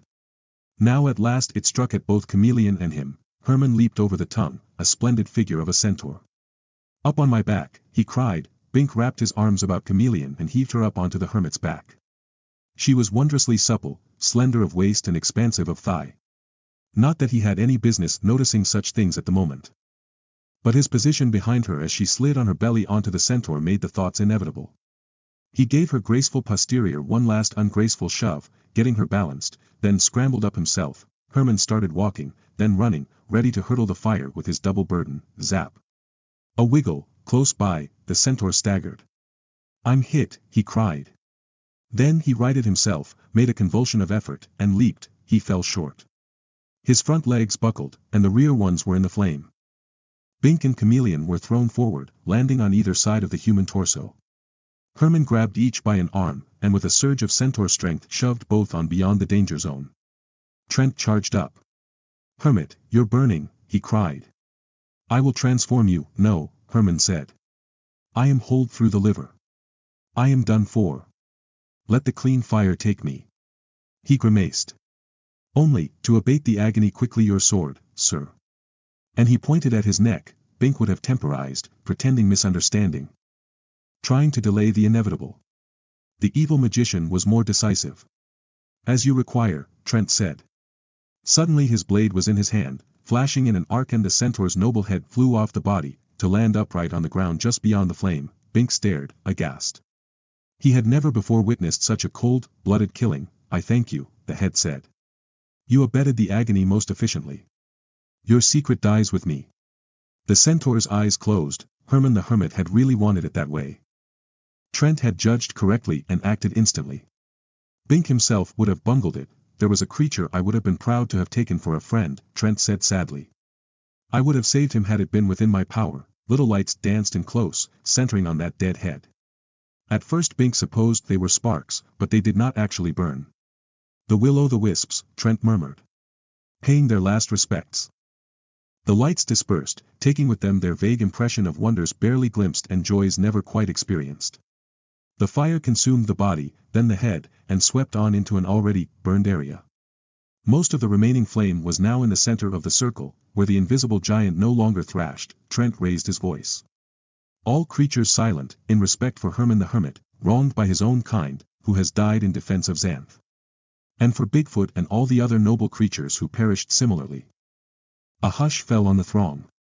The silence became utter, not even an insect hummed. 1 minute, 2 minutes, 3, no sound. It was a fantastic assemblage of monsters pausing with bowed heads in deference to the ones who had labored so valiantly against the common enemy. Bink was profoundly moved. Never again would he think of the creatures of the magic wild as mere animals. At last Trent lifted his eyes again. "Xanth is saved, thanks to Herman and to you all," he announced. "The Wiggles are exterminated. Disperse, with our gratitude, and go with pride. There is no more important service you could have performed, and I salute you, but some Wiggles may have escaped." Bink protested in a whisper. "No. None escaped. The job was well done." "How can you be so sure?" I heard no zaps during the silence. "No Wiggles sit still longer than 3 minutes, Bink's mouth dropped open. The silence of respect and mourning, sincere as it had also been the verification that the menace had indeed been abetted. Bink would never have thought of that himself. How competently Trent had assumed the difficult and demanding chore of leadership, when the centaur died. And without betraying his secret, the assorted monsters dispersed peaceably, operating under the tacit truce of this effort. Many were wounded, but they bore their pain with the same dignity and courage Herman had, and did not snap at one another. The great land serpent slithered by, and Bink counted 6 holes along its length. But it did not pause. The serpent, like the others, had come to do what had to be done, but it would be as dangerous as ever in future encounters. "Shall we resume our journey?" Trent inquired, glancing for the last time across the flat bare disk of ashes. "We'd better," Bink said. "I think the fire is dying out now." Abruptly he was the Sphinx again, half as tall as the invisible giant and far more massive. Apparently Trent had decided multiple transformations were safe. Trent and Chameleon boarded. And he retraced the path to their cache of supplies. "And no more comfort breaks," Bink muttered in a boom. Someone chuckled. Chapter 15, Duel. They crested a forest ridge and abruptly the wilderness ended. The blue fields of a blue jean plantation spread out before them. Civilization. Trent and Chameleon dismounted. Bink had trudged all night, tirelessly, sleeping while his great legs worked by themselves. Nothing had bothered the party, even the fiercest things of the wilderness had some caution. Now it was mid-morning, a fine clear day. He felt good. Suddenly he was a man again and he still felt good. "I guess this is where we part company at last," he said. "I'm sorry we could not agree on more things," Trent said, putting out his hand. "But I think separation will abate those differences. It has been a pleasure to know you both." Bink took the hand and shook it, feeling oddly sad. "I suppose by definition and talent you are the evil magician, but you helped save Xanth from the Wiggles, and in person you have been a friend. I cannot approve your designs, but..." He shrugged. "Farewell, magician." "Same here," Chameleon said, flashing Trent a breathtaking smile that more than made up for the inelegance of her speech. "Well, isn't this cozy?" a voice said. All three whirled defensively, but there was nothing to see. Nothing but the ripening genes on their green vines, and the forbidding fringe of the jungle. Then a swirl of smoke formed, thickening rapidly. "A genie," Chameleon said, but now Bink recognized the forming shape. "No such luck," he said. "That's the sorceress Iris, mistress of illusion. Thank you for the elegant introduction." Bink, the now solid-seeming woman said. She stood among the genes, ravishing in a low-cut gown, but Bink felt no temptation now. Chameleon, at the full flush of her beauty, had a natural if magical allure that the sorceress could not duplicate by her artifice. "So this is Iris," Trent said. "I knew of her before I left Xanth, since she is of my generation, but we never actually met. She is certainly skilled at her talent. It happened I had no hankering for transformation," Iris said, giving him an arch glance. "You left quite a trail of toads and trees and bugs and things. I thought you had been exiled." "Times change, Iris. Didn't you observe us in the wilderness?" "As a matter of fact, I didn't. That jungle is a dreary place, with quite a number of counter-illusion spells, and I had no idea you were back in Xanth." I don't believe anyone knows, not even Humphrey. It was the huge sphinx that attracted my attention, but I could not be sure you were involved until I saw you transform it into Bink. I knew he had been exiled recently, so something was definitely amiss. How did you pass the shield? Times change, Trent repeated enigmatically. Yes they do, she said, nettled at being put off. She looked at each of them in turn. Bink had not realized she could project her illusions so effectively, so far afield, or perceive things from such distances. The ramifications of the powers of magicians and sorceresses were amazing. Now shall we get down to business? Business? Bink asked blankly. Don't be naive, Trent muttered. The bitch means blackmail, so it was strong magic opposing strong magic. Maybe they would cancel each other out, and Xanth would be safe after all. Bink had not anticipated this. Iris looked at him. Are you sure you won't reconsider my prior offer, Bink? She inquired. I could arrange things so that your exile would be revoked. You could still be king. The time is ripe. And if you really prefer the innocent look in women, suddenly another chameleon stood before him. As beautiful as the real one. Anything you desire, Binkan with a mind, too. That last little dig at the girl's stupid phase annoyed him. Go jump in the gap, Bink said. The figure changed back to Iris beautiful. It faced Chameleon. I don't know you, my dear, but it would be a shame to see you fed to a dragon, a dragon. Chameleon cried, frightened. That is the customary penalty for violating exile. When I notify the authorities, and they put their magic spotters on you three and verify your status. Leave her alone. Bink said sharply. Iris ignored him. Now if you could only persuade your friend to cooperate, she continued to Chameleon, you could escape that horrible fate. Those dragons really like to chew on pretty limbs and be beautiful all the time. Iris had claimed not to know Chameleon, but she had evidently figured things out. I can make you seem as lovely in your off phase as you are right now, you can. Chameleon asked, excited. The deceptions of the sorceress are apt. Trent murmured to Bink, obviously with double meaning, the truth is not in her, Bink murmured back. Only illusion, a woman is as a woman seems, Iris told Chameleon. If she looks lovely to the eye and feels lovely to the touch, she is lovely. That is all men care about, don't listen to her, Bink said. The sorceress just wants to use you, correction, Iris said. I want to use you, Bink. I bear no malice to your girlfriend so long as you cooperate with me. I am not a jealous woman. All I want is power, no. Bink cried. Chameleon, following his lead uncertainly, echoed, no, now you, Magician Trent, Iris said. I have not been watching you long, but you seem to be a man of your word, at least when it suits your convenience. I could make you a formidable queen, or I can have the palace guards on the way to kill you in 5 minutes.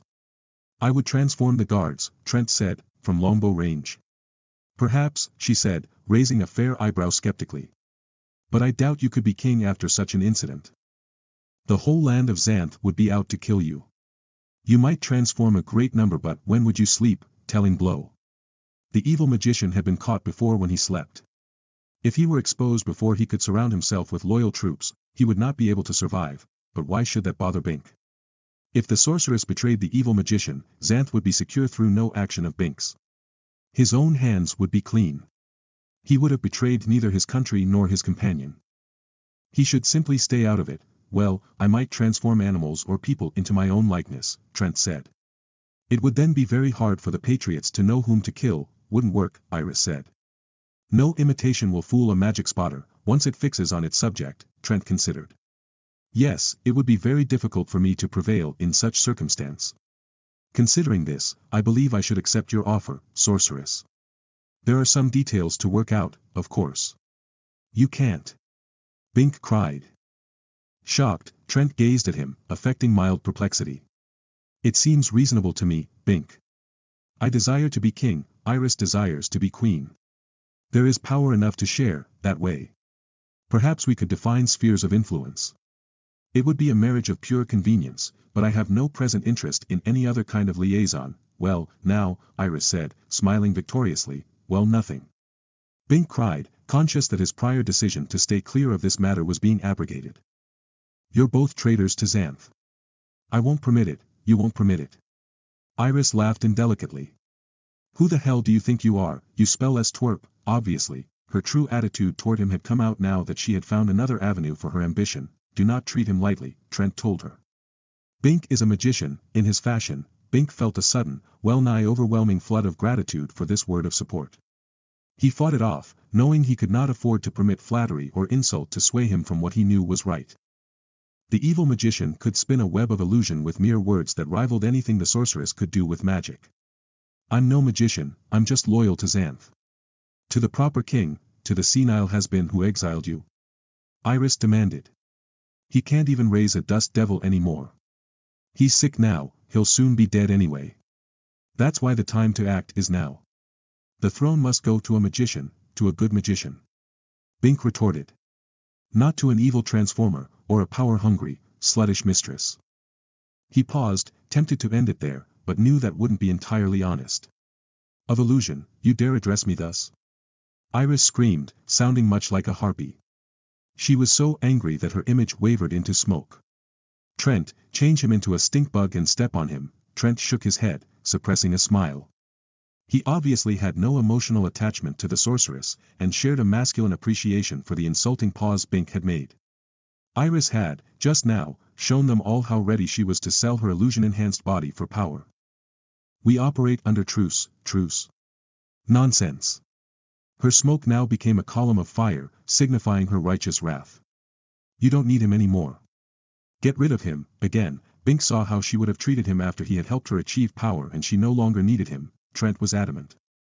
"If I were to break my word to him, Iris, how could you trust my word to you?" That sobered her and impressed Bink. There was a subtle but highly significant difference between these two magic workers. Trent was a man, in the finest sense of the word. Iris was hardly pleased. "I thought your truce was only until you got out of the wilderness." "The wilderness is not defined solely by the jungle," Trent muttered. "What?" she demanded. "That truce would be worthless if I abridged its spirit thus suddenly," Trent said. "Bink and Chameleon and I will part company, and with luck we shall not meet again." The man was being more than fair, and Bink knew he should accept the situation and depart now. Instead, his stubbornness drove him toward disaster. "No," he said. "I can't just go away while you two plot to conquer Xanth." "Now, Bink," Trent said reasonably. "I never deceived you about my ultimate objective. We always knew our purposes were divergent. Our truce covered only our interpersonal relation during the period of mutual hazard, not our long-range plans. I have pledges to fulfill, to my mundane army, to Castle Rugna, and now to the sorceress Iris. I am sorry you disapprove, for I want your approval very much, but the conquest of Xanth is and always was my mission. Now I ask you to part from me with what grace you can muster, for I have high respect for your motive, even though I feel the larger situation places you in error."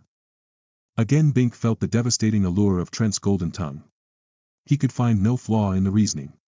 He had no chance to overcome the magician magically, and was probably outclassed intellectually. But morally he had to be right. "Your respect means nothing if you have no respect for the traditions and laws of Xanth," a most telling response, Bink. "I do have respect for these things, yet the system seems to have gone astray, and must be corrected, lest disaster overtake us all." "You talk of disaster for Mundania, I fear the disaster of the perversion of our culture. I must oppose you, in whatever way I can." Trent seemed perplexed. "I don't believe you can oppose me, Bink. Whatever your strong magic is, it has never manifested tangibly. The moment you acted against me, I should have to transform you." "I don't want to do that, you have to get within 6 feet, Bink said. "I could strike you down with a thrown rock, see?" Iris said. "He's within range now." Trent. "Zap him," yet the magician desisted. "You actually wish to fight me, Bink?" "Directly, physically, I don't wish to." "I have to," Trent sighed. "Then the only honorable thing to do is to terminate our truce with a formal duel. I suggest we define the locale of combat and the terms." "Do you wish a second, a minute, an hour, whatever it takes?" Bink said. He tried to quell the shaking he felt in his legs. He was afraid, and knew he was being a fool, yet he could not back down. "I meant another person to back you up, to see that the terms are honored." "Chameleon, perhaps." "I'm with Bink." Chameleon said immediately. She could comprehend only a fraction of the situation, but there was no question of her loyalty. "Well, perhaps the concept of seconds is foreign here," Trent said. "Suppose we establish an area along the wilderness border, a mile deep into the forest and a mile across. 1 square mile, approximately, or as far as a man might walk in 15 minutes. And it shall be until dark today. Neither of us shall leave this area until that time, and if the issue is undecided by then, we shall declare the contest null and separate in peace. Fair enough, the evil magician seemed so reasonable and that made Bink unreasonable. To the death, he said, and immediately wished he hadn't. He knew the magician would not kill him unless he were forced to. He would transform Bink into a tree or other harmless form of life and let him be. First there had been Justin Tree. Now there would be Bink Tree. Perhaps people would come to rest under his shade, to have picnic lunches, to make love. Except that now it had to be death. He had a vision of a fallen tree, to the death, Trent said sadly. Or surrender. Thus he nearly abetted Bink's exaggeration without hurting his pride. He made it seem as if the magician arranged the loophole for himself, not for Bink. How was it possible for a man so wrong to seem so right? All right, Bink said. You go south.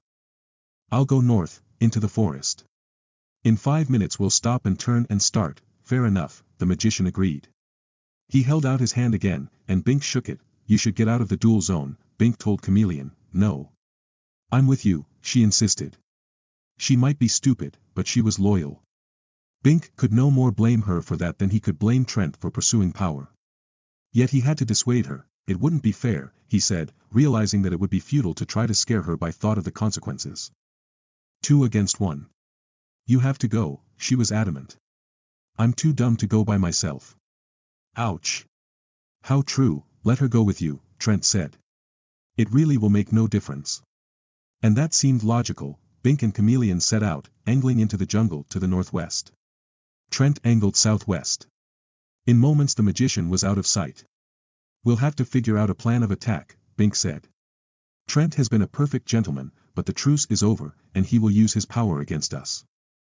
We have to get him before he gets us. Yes, we'll have to collect stones and sticks, and maybe dig a pit for a deadfall. Yes, we have to prevent him from getting close enough to use his power of transformation. Yes, don't just say yes, he snapped. This is serious business. Our lives are at stake. I'm sorry. I know I'm awful dumb right now. Bink was immediately sorry. Of course she was stupid now, that was her curse. And he might be exaggerating the case. Trent might simply avoid the issue by departing. Making no fight at all. Thus Bink would have made his stand, and have a moral victory and have changed nothing. If so, Bink was the dumb one. He turned to Chameleon to apologize and rediscovered the fact that she was radiantly beautiful. She had seemed lovely before, in comparison with Fanchon and Dee, but now she was as he had first met her, as when. Had it really been only a month ago? Now she was no stranger, though. You're great just the way you are, Chameleon, but I can't help you plan. I can't do anything. You don't like stupid people, I like beautiful girls, he said. And I like smart girls. But I don't trust the combination. I'd settle for an ordinary girl, except she'd get dull after a while. Sometimes I want to talk with someone intelligent, and sometimes I want to, he broke off. Her mind was like that of a child. It really wasn't right to impose such concepts on her. What? She asked, turning her eyes upon him. They had been black in her last beauty phase. Now they were dark green. They could have been any color, and she would still be lovely. Bink knew his chances of surviving the day were less than even, and his chances of saving Xanth worse than that. He was afraid, but he also had a heightened awareness of life right now. And of loyalty. And of beauty. Why hide what was suddenly in his conscious mind, however long it had developed subconsciously? To make love, he concluded, that I can do, she said, her eyes brightening with comprehension. How well she understood, or on what level, Bink hesitated to ponder. Then he was kissing her. It was wonderful, but, Bink, she said, when she had a chance. I won't stay beautiful, that's the point, he said. I like variety. I would have trouble living with a stupid girl all the time, but you aren't stupid all the time. Ugliness is no good for all the time, but you aren't ugly all the time either. You are variety. And that is what I crave for the long-term relationship and what no other girl can provide. I need a spell, she said. No. You don't need any spell, Chameleon. You're fine just the way you are. I love you, oh, Bink, she said. After that they forgot about the duel. Reality intruded all too soon. There you are. Iris exclaimed, appearing over their makeshift bower. Tut tut. What have you two been doing? Chameleon hastily adjusted her dress. Something you wouldn't understand, she said with purely female insight. No. It hardly matters. Sex is unimportant. The sorceress put her hands to her mouth in a megaphone gesture. Trent. They're over here. Bink dived for her and passed through her image cleanly. He took a tumble on the forest floor. Silly boy, Iris said. You can't touch me. Now they heard the evil magician coming through the forest. Bink looked frantically for some weapon, but saw only the great boles of the trees. Sharp stones might have been used against these trees, therefore all stones had been magically eliminated. Some other area might have potential weapons, but not this highly competitive wilderness, this fringe near the farms that were always in need of more cleared land. I have ruined you. Chameleon cried. I knew I shouldn't have made love. True enough. In one sense. They had wasted vital time, loving instead of warring. Yet there might never be another chance. It was worth it, Bink said. We'll have to run. They started to run. But the image of the sorceress appeared in front of them. Here, Trent, she cried again. Cut them off before they get away. Bink realized that they could get nowhere so long as Iris dogged them. There was no place they could hide, no surprise they could prepare, no strategic placement possible. Inevitably Trent would run them down. Then his eye fell on an object Chameleon still carried. It was the hypnotic gourd. If he could get Trent to look into that unwittingly dash, now the magician came into sight. Bink gently took the gourd from Chameleon. See if you can distract him until I get close enough to shove this in his face, he said. He held the gourd behind his back. Iris probably did not realize its significance, and she would be able to do nothing once Trent was out of commission. Iris, the magician called loudly. This is supposed to be a fair duel. If you interfere again, I shall consider our understanding terminated. The sorceress started to react with anger, then thought better of it. She vanished. Trent stopped a dozen paces from Bink. I regret this complication. Shall we start over? He inquired gravely. We'd better, Bink agreed. The man was so damned sure of himself, he could give away any advantage. Maybe he wanted to wrap it up with a completely clear conscience such as it was. But by so doing, Trent had unknowingly saved himself from possible disaster. Bink doubted he would have another opportunity to use the gourd. They separated again. Bink and Chameleon fled deeper into the forest and almost into the quivering arms of a tangled tree. If only we could trick him into running into that, Bink said, but found he didn't mean it. He had somehow gotten himself into a duel he really did not want to win and could not afford to lose. He was as dumb as Chameleon, only somewhat more complicated about it. They spotted a new loop bush. The loops were up to 18 inches in diameter, but would contract suddenly to a quarter of that when any careless animal put its head or limb through. Their fibers were so tight that only a knife or specific counterspell could alleviate the bind. Even when separated from the bush, the loops retained their potency for several days, gradually hardening in place. Careless or unlucky animals could lose feet or lives, and no creature ever bothered a noose loop plant twice. Chameleon shied away, but Bink paused. It is possible to harvest and carry such loops, he said. At the North Village we use them to seal packages tight. The trick is to touch them only on the outside.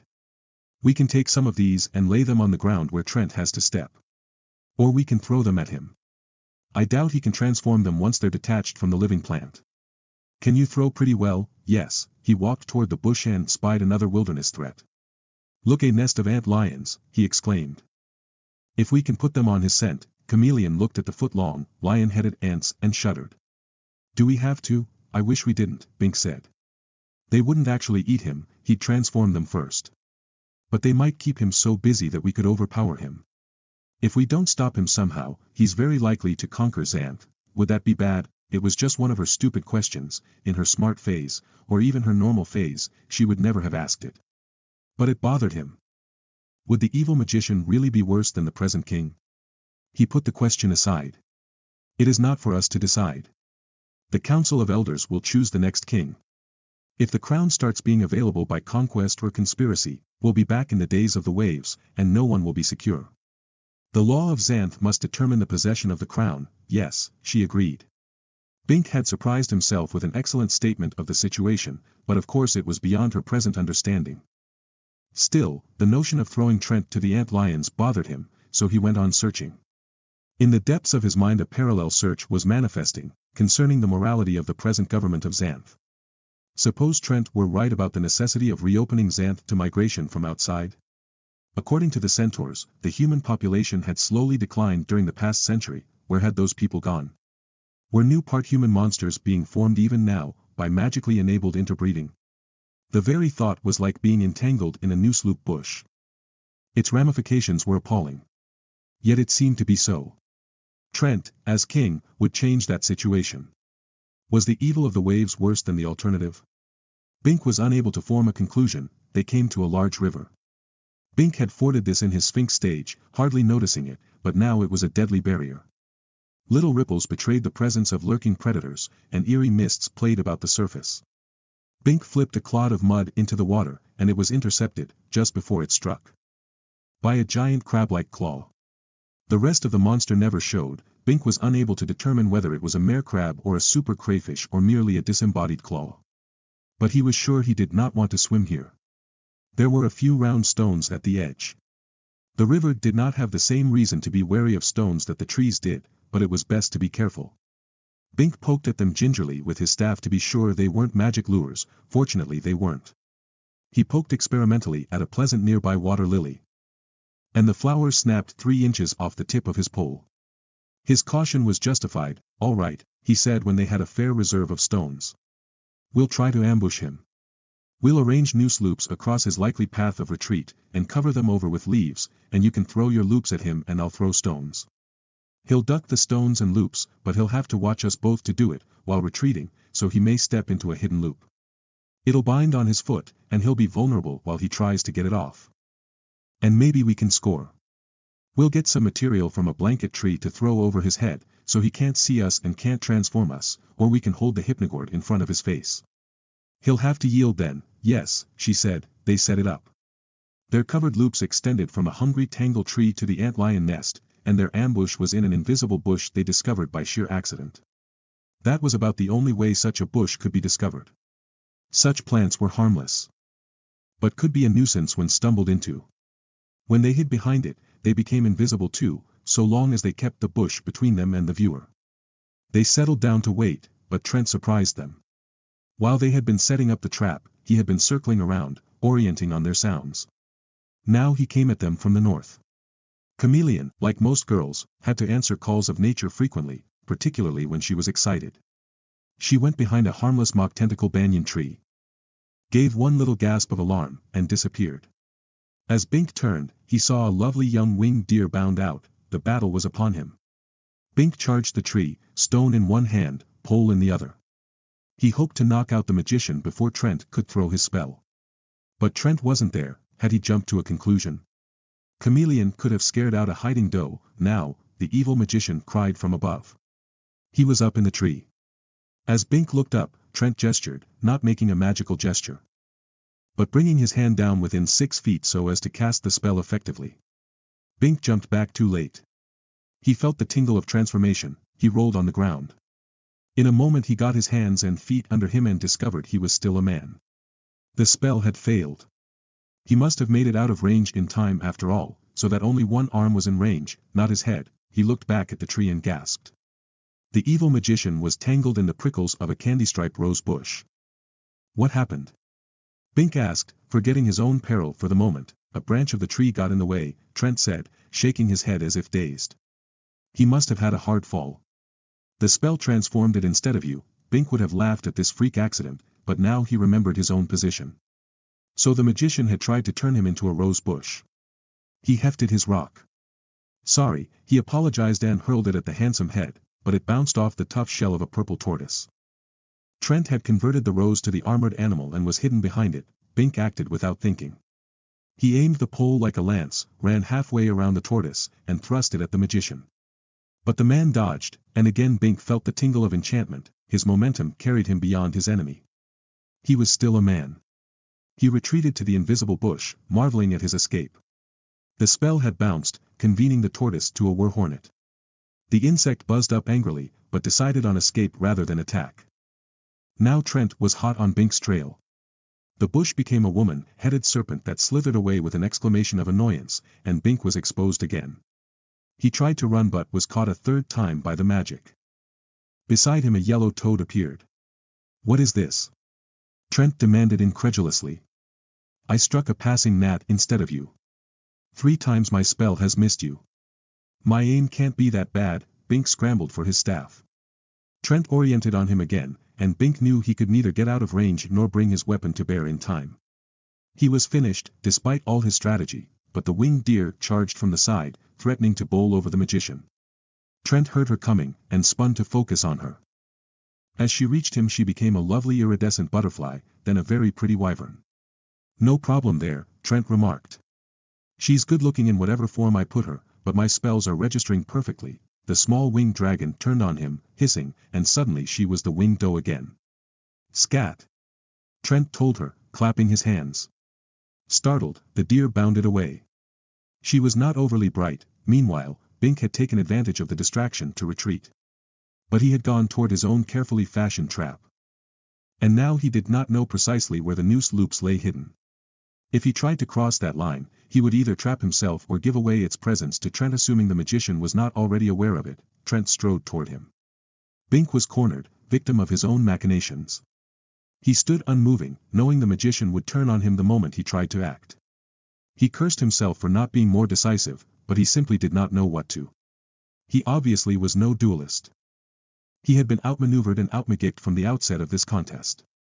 He should have left the evil magician alone, yet he still could not see how he could have stood by and yielded Xanth up without even token protest.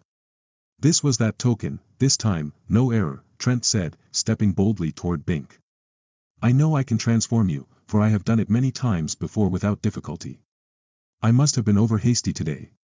He stopped within range, while Bink stood still, not deigning to run again. Trent concentrated and the magic smote Bink once more, powerfully. A flock of funnel birds manifested around Bink. Hooting derisively, they jetted away on their fixed wings, "The very microbe surrounding you," Trent exclaimed. "My spell bounced right off you again. Now I know there is something strange. Maybe you just don't want to kill me," Bink said. "I was not trying to kill you, only to transform you into something harmless, so that never again could you oppose me.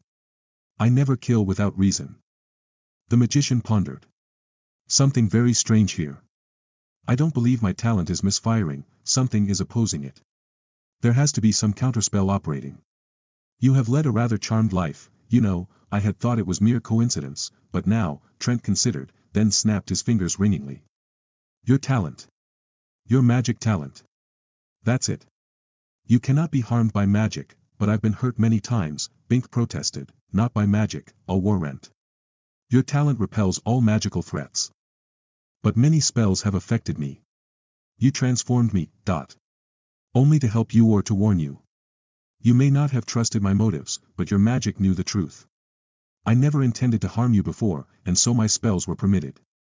Now that we are dueling and I am trying to change your status for the worse, my spells bounce. In this respect your magic is more powerful than mine, as certain prior signals have indicated indirectly." Bink was amazed. Then I have won. You cannot hurt me." "Not necessarily so, Bink. My magic has brought yours to bay, and forced its unveiling, and thereby rendered it vulnerable." The evil magician drew his gleaming sword. "I have other talents than magic. Defend yourself physically." Bink brought up his staff as Trent lunged. He barely parried the blade in time. He was vulnerable physically.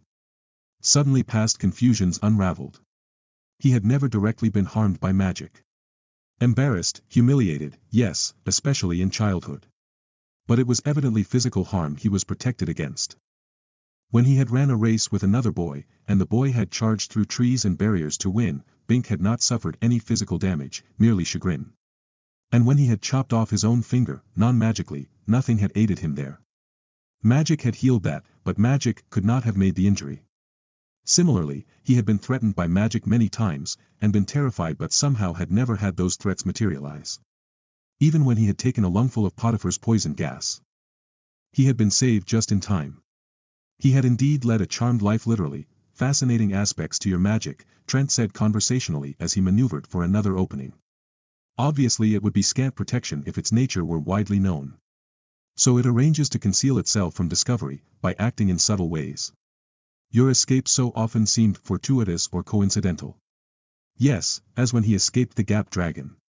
He had also been benefited by countermagic, coincidentally, as when he had been taken over by Donald the Shade, enabling him to fly up out of the gap safely. "Your pride was never salvaged," merely your body, Trent continued, obviously taking his time about the fight while he worked out all the details, just in case.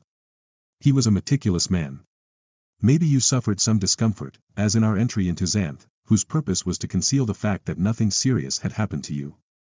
Rather than reveal itself, your talent allowed you to be exiled because that was a legal or social matter, not really magical. Yet you were not hurt by the shield. He had felt the tingle of the shield as he dived through on his way out, and thought he had gotten safely through the opening. Now he knew he had taken the full force of the shield and survived. He could have walked through it at any time. But, had he known that, he might have done it and given away his talent. So it had been concealed from himself, yet now it had been revealed. And there was a flaw. You were not hurt by the shield either, Bink cried. Striking hard with his staff, I was in direct contact with you when we entered, Trent said. So was Chameleon. You were unconscious, but your talent still operated. To allow the two of us to die while you survived unscathed, that would have given it away. Or possibly a small field surrounds you, enabling you to protect those you touch. Or your talent looked ahead, and knew that if the magic of the shield eliminated us at that time, you would be cast into the den of the Kraken we'd alone. And be unable to escape, and die there. You needed me and my power of transformation to survive the magical threat, so I was spared. And Chameleon, because you would not have worked with me if she had not done so. So we all survived, in order to promote your survival, and we never suspected the true cause. Similarly, your magic protected us all during our trek through the wilderness. I thought I needed you to protect me, but it was the other way around. My talent became a mere aspect of yours. When you were threatened by the Wiggles and the invisible giant, you drew on my transformation of you to abate that threat, still without revealing. Trent shook his head, still parrying Bink's clumsy attacks easily. Suddenly it becomes less amazing and your talent more impressive. You are a magician, with not merely the overt complex of talents but the ramifying aspects too. Magicians are not merely more powerfully talented people, our enchantments differ in quality as well as quantity. In ways seldom appreciated by normal citizens. You are on a par with Humphrey and Iris and myself. I'd really like to know your power's full nature and extent, so would I, Bink gasped. His efforts were winding him, without effect on the magician. This was true frustration, but alas, it seems I cannot become king while a talent like that opposes me. I sincerely regret the necessity of sacrificing your life, and want you to know this was not my intent at the outset of this encounter. I would have much preferred to transform you harmlessly. But the sword is less versatile than magic, it can only injure or kill. Bink remembered Herman the Centaur, his head flying from his body. When Trent decided that killing was necessary, Trent made a deft maneuver. Bink flung himself aside. The point of the sword touched his hand. Blood flowed. With a cry of pain, Bink dropped his staff. He could be hurt by mundane means, obviously. Trent had aimed for that hand, testing, making absolutely sure. This realization broke the partial paralysis that had limited the imagination of his defense. He was vulnerable, but on a straight man-to-man basis, he did have a chance. The awesome power of the evil magician had daunted him, but now, in effect, Trent was merely a man. He could be surprised. As Trent set up for the finishing thrust, Bink moved with inspired competency. He ducked under the man's arm, caught it with his bloody hand, turned, bent his knees, and heaved. It was the throw that the soldier Crombie had taught him. Useful for handling an attacker with a weapon, but the magician was alert. As Bink heaved, Trent stepped around, keeping on his feet. He wrenched his sword arm free, threw Bink back, and oriented for the killing thrust. Very nice maneuver, Bink. Unfortunately, they also know such tactics in Mundania. Trent thrust with instant decision, and with killing force. Bink, off balance, unable to move out of the way, saw the terrible point driving straight at his face. He was done for this time. The winged doe shot between them. The sword plunged into her torso, the point emerging from the other side, just shy of Bink's quivering nose. Bitch! Trent yelled, though that was not the proper term for a female deer, winged or landbound. He yanked free the bloody blade. That strike was not meant for you. The doe fell, red blood spurting from her wound. She had been punctured through the belly. I'll transform you into a jellyfish, the evil magician continued in fury. You'll smother to death on land. She's dying anyway, Bink said, feeling a sympathetic agony in his own gut. Such wounds were not immediately fatal, but they were terribly painful, and the result was the same in the long run. It was death by torture for Chameleon, the omen. It had finally been completed. The chameleon had died suddenly. Or would die. Bink launched himself at his enemy again, experiencing a vengeful rage he had never felt before. With his bare hands he would. Trent stepped nimbly aside, cuffing Bink on the side of the neck with his left hand as he passed. Bink stumbled and fell, half conscious. Blind rage was no substitute for cool skill and experience. He saw Trent step up to him, raising the sword high in both hands for the final body-severing blow. Bink shut his eyes, no longer able to resist. He had done everything he could, and lost. Only kill her too cleanly, he begged. Do not let her suffer, he waited with resignation. But the blow did not fall. Bink opened his eyes and saw Trent putting his terrible sword away. I can't do it, the magician said soberly. The sorceress Iris appeared. What is this? She demanded. Have your guts turned to water? Dispatch them both and be done with it. Your kingdom awaits. I don't want my kingdom this way, Trent told her. Once I would have done it. But I have changed in 20 years, and in the past 2 weeks. I have learned the true history of Xanth, and I know too well the sorrow of untimely death. My honor came late to my life, but it grows stronger. It will not let me kill a man who has saved my life, and who is so loyal to his unworthy monarch that he sacrifices his life in defense of the one who has exiled him. He looked at the dying doe. And I would never voluntarily kill the girl who, lacking the intelligence to be cunning, yields up her own welfare for the life of that man. This is true love, of the kind I once knew. I could not save mine, but I would not destroy that of another. The throne simply is not worth this moral price, idiot. Iris screamed. It is your own life you are throwing away. Yes, I suppose I am, Trent said. But this was the risk I took at the outset, when I determined to return to Xanth, and this is the way it must be. Better to die with honor than to live in dishonor, though a throne be served up as temptation. Perhaps it was not power I sought, but perfection of self. He kneeled beside the doe and touched her, and she was the human chameleon again. Blood leaked from the terrible wound in her abdomen. I cannot save her, he said sadly, any more than I could cure my wife and child. I am no doctor. Any creature into which I might transform her would suffer similarly. She must have magic help. The magician looked up. Iris, you can help. Project your image to the castle of the good magician Humphrey. Tell him what has happened here, and ask him for healing water. I believe the authorities of Xanth will help this innocent girl and spare this young man, whom they wrongly exiled. I'll do nothing of the sort, the sorceress screamed. Come to your senses, man. You have the kingdom in your grasp. Trent turned to Bink. The sorceress has not suffered the conversion that experience has brought me. She will not help. The lure of power has blinded her to all else as it almost blinded me. You will have to go for help. Yes, Bink agreed. He could not look at the blood coming from Chameleon. I will staunch her wound as well as I can, Trent said. I believe she will live for an hour. Do not take longer than that, no. Bink agreed. If she died suddenly Bink was a bird, a fancy-feathered, fire-winged phoenix, sure to be noticed, since it appeared in public only every 500 years. He spread his pinions and took off into the sky. He rose high and circled, and in the distance to the east he saw the spire of the good magician's castle glinting magically. He was on his way. Chapter 16, King, a flying dragon appeared. Pretty bird, I'm going to eat you up, it said. Bink sheared off, but the monster was before him again. You can't escape, it said. It opened its toothy mouth. Was his mission of mercy to end here, so near success? Bink pumped his wings valiantly, climbing higher, hoping the heavier dragon could not achieve the same elevation. But his wounded wing, formerly the hand Trent's sword had cut, robbed him of full lifting power and balance, forcing him to rise with less velocity. The predator paralleled him without effort, staying between him and the far castle. Give up, Dumbo, it said. You'll never make it. Suddenly Bink caught on. Dragons did not speak like that. Not flying fire breathers, anyway. They lacked both the cranial capacity and the coolness of brain to talk at all.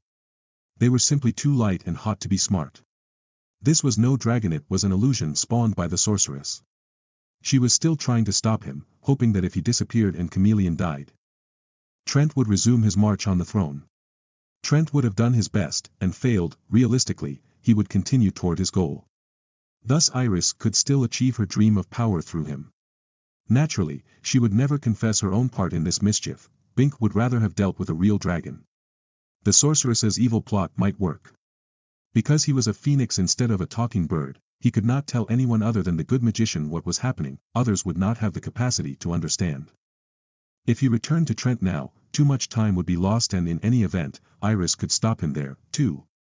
This was his own private battle, his duel with the sorceress, he had to win it himself. He changed course abruptly and angled directly into the dragon.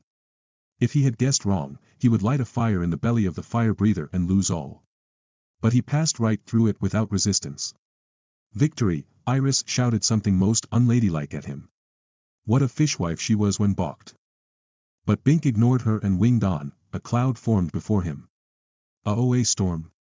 He had to hurry, but the cloud loomed rapidly larger. Blisters of black vapor boiled out of it, swirling funnels forming below.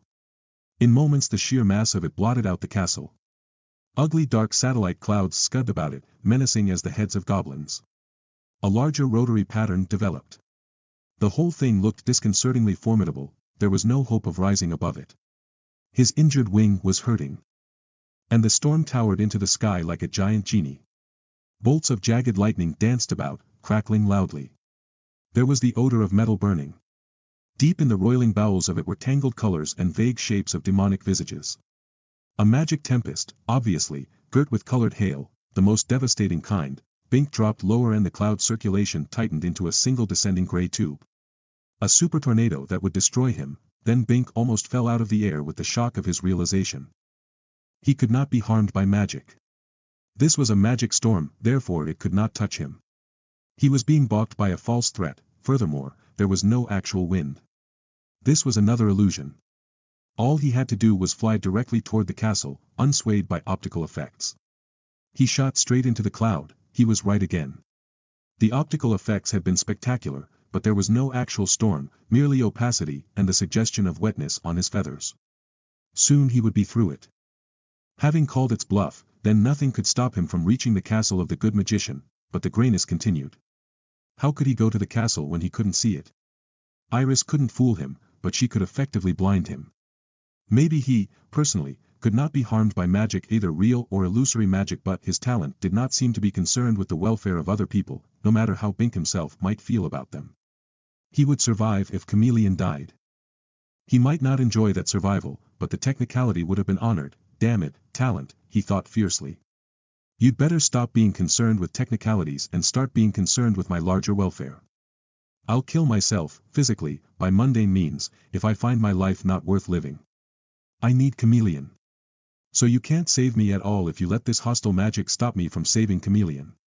Then where will you be? The opacity continued. Apparently his talent was an unreasoning thing. And so, in the end, it was useless. Like a colored spot on a wall, it was magic without purpose. He peered about, determined to fight it through himself. He had made it this far through life without any talent he had known about, he would have to make it similarly in the future. Somehow, had he been headed directly toward the castle? He thought so, but he could not be sure. He had been distracted by the developing cloud, trying to avoid it, and could have lost his bearings. Trent might better have transformed him into an unerring carrier pigeon. But that bird would not have been distinct enough to attract the attention of the good magician. Anyway, speculations on what he might have been were useless. He was what he was, and would have to prevail as he was. If he were now aimed wrong, he might never reach the castle, but he would keep trying. He dropped down, seeking some landmark. But the cloud remained about him. He could not see a thing. If he went too low, he might crash into a tree. Had Iris won after all? Then he emerged from the cloud floor. There was the castle. He zoomed toward it and paused, dismayed again. This wasn't the residence of the good magician, this was Castle Rugna. He had become completely reversed, and flown across the wilderness to the west instead of eastward to the good magician. The sorceress had surely known this, and kept up the blinding fog so that he would not discover his error until too late. How much precious time had he wasted? If he reversed course and flew straight to the proper castle now, assuming he could find it in the fog, could he possibly get help for Chameleon within the hour? Or would she be dead by the time help arrived? Thanks to this delay, he heard a faint snort. Immediately it was echoed by snorts all around him, coming from every direction. The base of the cloud dropped down to obscure his view again. Something was funny here. He might not have paid any attention to the sound if there had not been such an obvious effort to mask its direction. Why should the sorceress try to prevent him from landing at Castle Rugna? Was there healing water there, used to patch up zombies? Doubtful, so the snort was important in some way. But what had caused it? There was no moat dragon at Rugna, zombies didn't snort very well anyway. Yet obviously something had made that sound, probably something all the way alive. Like a winged horse, or dash, he caught on, this was not Castle Rugna but the castle of the good magician after all. The sorceress had only made it look like Rugna, to turn him back. She was mistress of illusion and he kept being deceived by the ramifications of her power. But the hippocampus of the moat had snorted, giving it away. He had been headed in the right direction after all, perhaps guided by his talent. His talent had always operated subtly, there was no reason for it to change now. Bink headed for the remembered sound of the first snort, tuning out all others. Abruptly the fog dissipated. Apparently the sorceress could not maintain her illusions too near the premises of the rival magician, whose specialty was truth. "I'll get you yet," her voice cried from the air behind. Then she and all her effects were gone. And the sky was clear. Bink circled the castle, which now had its proper aspect. He was shivering with reaction, how close he had come to losing his duel with the sorceress. If he had turned back, he found an open portal in an upper turret and angled through it. The phoenix was a powerful flyer, with good control. He probably could have outdistanced a real dragon, even with his hurt wing. It took a moment for his beady eyes to adjust to the gloom of the interior. He flapped from one room to another and finally located the magician, poring over a massive tome. For an instant the little man reminded Bink of Trent in the Rugna library, both had serious interest in books. Had the two really been friends 20 years ago, or merely associates? Humphrey looked up. "What are you doing here, Bink?" he inquired, surprised. He didn't seem to notice the form Bink was in. Bink tried to talk, but could not. The phoenix was silent, its magic related to survival from fire, not to human discourse. "Come over here by the mirror," Humphrey said, rising. Bink came. As he approached, the magic mirror showed a scene. Evidently this mirror was a twin to the one he had broken, for he saw no cracks to indicate repair. The picture was of the wilderness. Chameleon lying nude and lovely and bleeding despite a crude compact of leaves and moss on her abdomen. Before her stood Trent, sword drawn, as a wolf-headed man approached. "Oh, I see," Humphrey said. "The evil magician has returned. Foolish of him, this time he won't be exiled, he'll be executed. Good thing you managed to warn me, he's a dangerous one. I see he stabbed the girl and transformed you, but you managed to get away. Good thing you had the sense to come here." Bink tried to speak again. And failed again. He danced about anxiously, more to say. "This way." The gnome-like magician took down a book and opened it, setting it on top of his prior volume on the table. The pages were blank. "Speak," he said. Bink tried yet again. No sound emerged, but he saw the words forming in neat script on the pages of the book. "Chameleon is dying. We must save her." "Oh, of course," Humphrey agreed. "A few drops of healing water will take care of that. There'll be my fee, naturally. But first we'll have to deal with the evil magician. Which means we'll have to detour to the North Village to pick up a stunner. No magic of mine can handle Trent, no. Trent is trying to save her." "He's not," Humphrey's brow wrinkled. "You are saying that the evil magician helped you?" he asked, surprised. "That is hard to believe, Bink." As quickly as possible, Bink explained about Trent's conversion. "Very well," Humphrey said with resignation. "I'll take your word that he is acting in your interest in this case. But I suspect you're a bit naive. And now I don't know who's going to pay my fee. The evil magician is very likely to get away anyway, while we detour. But we have to try to catch him for a fair trial. He has broken the law of Xanth, and must be dealt with immediately. It would profit us nothing if we saved Chameleon while leaving Xanth in peril from the conquering lust of the Transformer." There was so much more Bink wanted to explain, but Humphrey gave him no chance. And of course he probably was being naive. Once the evil magician had time to reconsider, he would probably revert to form. He was a serious threat to Xanth. Yet Bink knew that Trent had won the duel, and so Bink, as loser, should no longer interfere in the magician's affairs. This was a devious but increasingly strong conviction. He hoped Trent managed to escape. Humphrey led him down to the castle cellar, where he tapped some fluid from a barrel. He sprinkled a drop on Bink's wing, and it was instantly sound again. The rest he put in a small bottle, which he tucked into his vest pocket. Now the good magician went to a closet and hauled out a plush carpet. He unrolled it, then sat cross-legged on it. "Well, get on, Birdbrain," he snapped. You'll get lost out there by yourself, especially with Iris fooling around with the weather reports. Bink, perplexed, stepped onto the carpet and faced the magician. Then the rug lifted. Startled, Bink spread his wings and dug his feet deeply into the material, hanging on. It was a flying carpet, the thing angled neatly out through a portal. Then looped high up into the sky. It leveled, then accelerated. Bink, facing backward, had to furl his wings tightly and almost puncture the fabric with his claws to keep from being dislodged by the wind. He saw the castle shrink in the distance. Just an artifact I accepted in lieu of service some years back, Humphrey explained conversationally. He sneezed. Never had much use for it, just collects dust. But I suppose this is an emergency. He peered at Bink, shaking his head dubiously. You claim the evil magician transformed you to help you get to me quickly? Just nod your beak once for yes, twice for no. Bink nodded once, but he did stab Chameleon, another nod. But that was not the whole story. He didn't really mean to stab her. Because he was really trying to kill you, and she got in the way. Bink had to nod yes again. What a damning statement. Humphrey shook his head. It's easy to be sorry after a mistake has been made. Yet when I knew him, before his exile, he was not a man without compassion. Still, I doubt he can ever rest until he achieves his ambition, and while he remains alive and in Xanth, we can never be certain he won't. It is a difficult case. There will have to be a meticulous investigation of the facts. Such an investigation would be the death of Trent. The old king would be determined to abolish this major threat to his declining power, and Trent knows what is likely to happen to him when the authorities get there, if they catch him. Trent surely did. Bink nodded yes again. And do you want him dead?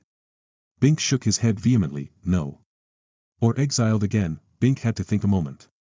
Then he shook his head again. Of course, you need him to transform you back into human form.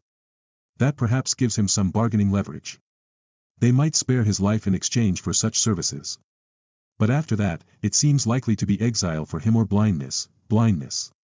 But then Bink comprehended the horrible logic of it. Blind, Trent could not transform anyone. He had to see his subjects. But what a terrible fate. I see you don't like that notion either. Yet there are harsh realities to weigh. Humphrey pondered. It will be difficult enough to save your life, since you also are an illegal immigrant. But perhaps I have a wrinkle. He frowned. I'm really sorry to see Trent get into this scrape. He's a truly great magician, and we've always gotten along, not interfering in each other's business. But the welfare of Xanth comes first. He smiled briefly. After my fee, of course. Bink didn't see much humor in it. Well, it will soon be out of our hands, fortunately. What will be, after that he was silent. Bink watched the clouds, real ones this time. They loomed up larger and darker as the rug flew northward. Now the carpet was over the gap, making Bink feel less secure despite his wings. It was a long way down. When the rug passed through a cloud, it dipped alarmingly. It seemed there were internal downdrafts. But Humphrey rode with seeming equanimity. Eyes closed, deep in thought, it got worse. The carpet, possessing no intelligence, zoomed straight for its pre-programmed destination, not trying to avoid the cloud banks. The clouds formed into towering mountains and awesomely deep valleys, and the drafts got worse. No illusion, this building storm, though it lacked the colors and menacing swirls of Iris's illusion cloud, in its somber way it was just as threatening. Then the rug dropped through the fog and came out below. There was the North Village. The windows of the king's palace were draped in black. I think it has happened, Humphrey remarked as they landed before the palace gate. A village elder came out to meet them. Magician, he cried. We were about to send for you. The king is dead. Well, you'd better choose his successor, then, Humphrey said acidly. There is no one except you, the elder replied, lame brain. That's no recommendation, Humphrey snapped. What would I want with the throne? It's a big boring job that would seriously interfere with my studies. The elder stood his ground. Unless you can show us another qualified magician, the law requires that you accept. Well, the law can go. Humphrey paused. We have more pressing business. Who is caretaker during the interim? Roland. He is seeing to the funeral. Bink jumped. His father. But he knew immediately that his father would be scrupulous in avoiding any possible conflict of interest, better not even to tell him Bink was back in Xanth. Humphrey glanced at Bink, seeming to have the same notion. Well, I think I know just the sucker for the job, the good magician said. But he has a certain technical problem to surmount first. Bink suffered an exceedingly uncomfortable shiver of premonition. Not me. He tried to say, but still could not speak. I'm no magician, really. I know nothing of kingship. All I want to do is save Chameleon. And let Trent get away, too, but first we have to settle a couple of other matters, Humphrey continued. The evil magician Trent, the transformer, is back in Xanth, and a girl is dying. If we move fast, we may catch them both before it is too late, Trent.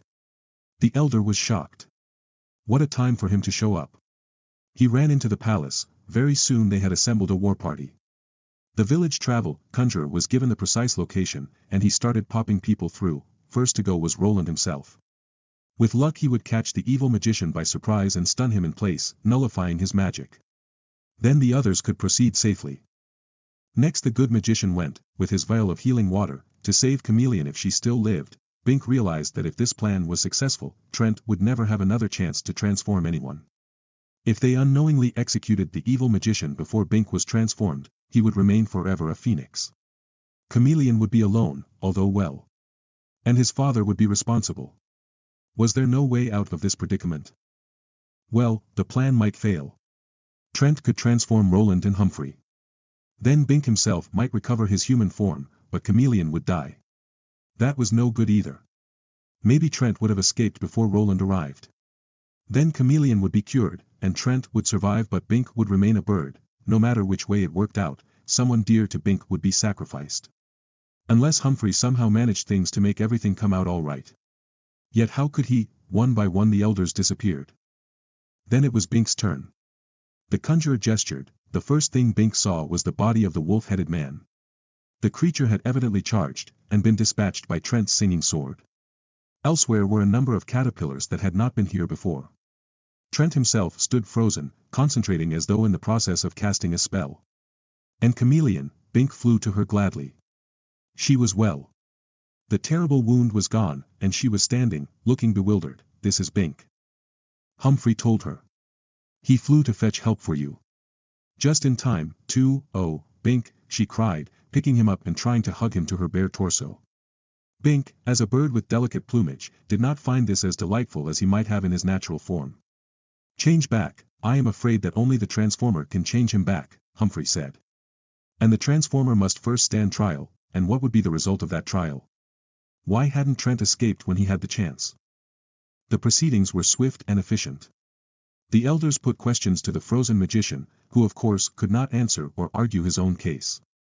Humphrey had the travel conjurer fetch the magic mirror. No, it was Munley, the master of ceremonies at Bink's hearing, who was himself an elder. Bink's bird brain was letting him get confused.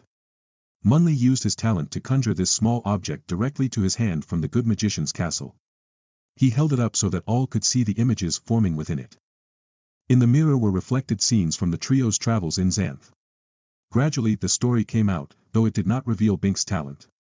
It showed how the three had helped one another to survive in the wilderness, how they had stayed at Castle Rugna. There was a general exclamation about that, for no one had known this old, famous, semi-mythical artifact remained intact. How they had fought the Wiggle Swarm and that produced another reaction. How they had finally dueled. How the sorceress Iris had mixed in. And how Bink felt a fury of embarrassment he had made love to Chameleon. The mirror was merciless, the whole sequence was clearly damning to Trent, for there were no words. But it's not really like that, Bink tried to cry. He's a fine man. In many ways his rationale makes sense. If he had not spared me and Chameleon, he could have conquered Xanth. The picture froze on the final sequence of the duel, Trent wounding Bink, making ready to strike the final blow and halting. See, he spared me. He is not evil. Not anymore. He is not evil, but no one heard him. The assembled elders looked at one another, nodding gravely. Bink's father, Roland, was among them, and the family friend Munley, saying nothing. Then the mirror continued, showing what had happened after Bink flew away. The monsters of the wilderness, smelling fresh blood, had converged. Trent barely had time to bandage Chameleon before these threats became pressing. He had stood before her, sword in hand, bluffing the creatures back and transforming those who attacked anyway to caterpillars. Two wolf heads had charged together, jaws gaping wide, slavering. One became a caterpillar while the other was cut down by the sword. Trent had killed only as necessary. He could have run. Even then, Bink cried silently. He could have let Chameleon be taken by the monsters. He could have escaped into the magic jungle. You would never have caught him until he caught you. He is a good man now. But he knew there was no way he could plead this good man's case. Chameleon, of course, was too stupid to do it. And Humphrey didn't know the whole story. At last the mirror showed the arrival of Roland, as strong and handsome in his fashion as the evil magician, and a few years older. He had landed facing away from Trent and directly in front of an advancing two-headed serpent, each head a yard long. Roland, searching the wilderness before him, nervous about a nearby tangled tree, had seen neither magician nor serpent behind him. In the mirror, Trent charged, running at the tail of the monster, grabbing it with his bare hands, causing it to whirl on him furiously. Both heads had struck and the thing had abruptly become another caterpillar. A two-headed caterpillar, Roland whirled. For an instant the two men looked into each other's eyes, their deadly talents equivalent at this range. They seemed very similar to each other. Then Roland squinted, and Trent froze in place. The stun had scored before the transformation, or had it? Trent never even tried to resist, Bink thought futilely. He could have transformed my father instead of the serpent or simply let the serpent strike. Elders, have you seen enough? Humphrey inquired gently. If I could have the throne of Xanth at the expense of Trent's life, I would not take it, Bink thought savagely. The trial had been a farce. They had never let Trent speak for himself, to present his eloquent thesis of the damage magic was doing to the human population of Xanth, or of the threat of a future attack from Mundania. Were they going to dispose of him the same way they had exiled Bink? Thoughtlessly. By rote law, regardless of the meaning behind the facts, the elders exchanged glances gravely. Each nodded slowly, affirmatively. At least let him talk. Bink cried mutely. Then it would be best to release the spell, Humphrey said. He must be free of magic for the denouement, as is our custom. Thank God, Roland snapped his fingers. Trent moved. Thank you, honorable elders of Xanth, he said politely. You have granted me a fair presentation, and I stand ready to accept your judgment. Trent wasn't even defending himself. This horrendously partial, silent investigation, obviously a mere ritual to justify a decision privately arrived at. How could the evil magician lend credibility to that? We find you guilty of violating exile, Roland said. For this the set penalty is death. But we are in a unique situation, and you have changed substantially since we knew you. You always had courage, intelligence, and strong magic. Now you are also possessed of loyalty, honor, and mercy. I am not unmindful that you spared the life of my son, who had foolishly challenged you, and that you protected his chosen one from the ravages of wild beasts. You have some guilt in these matters, but you expiated it. We therefore waive the set penalty and grant you leave to remain in Xanth, under two conditions. They were not going to kill Trent. Bink almost danced for joy. But immediately he realized that there would still be stringent restrictions, to prevent Trent from ever again aspiring to the throne. Humphrey had mentioned blinding him, so that he would be unable to perform his magic. Bink had some idea of what a life without magic would be like. Trent would be forced to assume some menial occupation, working out his days in ignobility. The elders were generally old, but not necessarily gentle. No smart citizen ever crossed them twice. Trent bowed his head. I thank you sincerely, elders. I accept your conditions. What are they? But there was so much more to be said. To treat this fine man as a common criminal. To force his agreement to this terrible retribution, and Trent was not even protesting. First, Roland said, that you marry. Trent looked up, startled. I can understand a requirement that I reverse all prior transformations and desist from any future exercise of my talent, but what has marriage to do with it? You are presuming, Roland said grimly. And Bink thought, Trent hasn't caught on. They have no need to make restrictions if they blind him. He will be helpless. I apologize. Elder. I will marry. What is the other condition? Now it comes. Bink wished he could blot out the sounds, as if by failing to hear the words of the sentence he could alleviate it. But that was not his type of magic talent, that you accept the throne of Xanth. Bink's beak fell open. So did Chameleon's mouth. Trent stood as if stun-frozen again, then Roland bent one knee and slowly dropped to the ground. The other elders followed, silently. The king, you see, is dead, Humphrey explained. It is essential to have a good man and strong magician in the office, one who has the demeanor of command coupled with restraint and perspective, yet who will muster savagery when necessary in the defense of Xanth. As in the event of a Wiggle invasion or similar threat. One who may also provide a potential heir, so that Xanth is not again caught in the difficult situation just past. It is not necessary to like such a monarch, but we must have him. I obviously do not qualify, for I could hardly bring myself to devote the required attention to the details of governance. The sorceress Iris would be unsuitable even if she were not female, because of her lack of restraint, and the only other person of magician caliber has neither personality nor talent appropriate to the needs of the crown. Therefore, Xanth needs you, magician. You cannot refuse. And Humphrey, too, bent his knee. The evil magician, evil no longer, bowed his head in mute acceptance. He had conquered Xanth after all. The ceremony of coronation was splendid. The centaur contingent marched with dazzling precision, and from all over Xanth people and intelligent beasts came to attend. Magician Trent, henceforth the Transformer King, took both crown and bride together, and both were radiant. There were of course some sly remarks at the fringe of the spectator crowd, but most citizens agreed that the king had chosen wisely. If she's too old to bear an heir, they can adopt a magician caliber boy. After all, he's the only one who can control her, and he'll never suffer from lack of variety, and it eliminates the last real threat to the kingdom.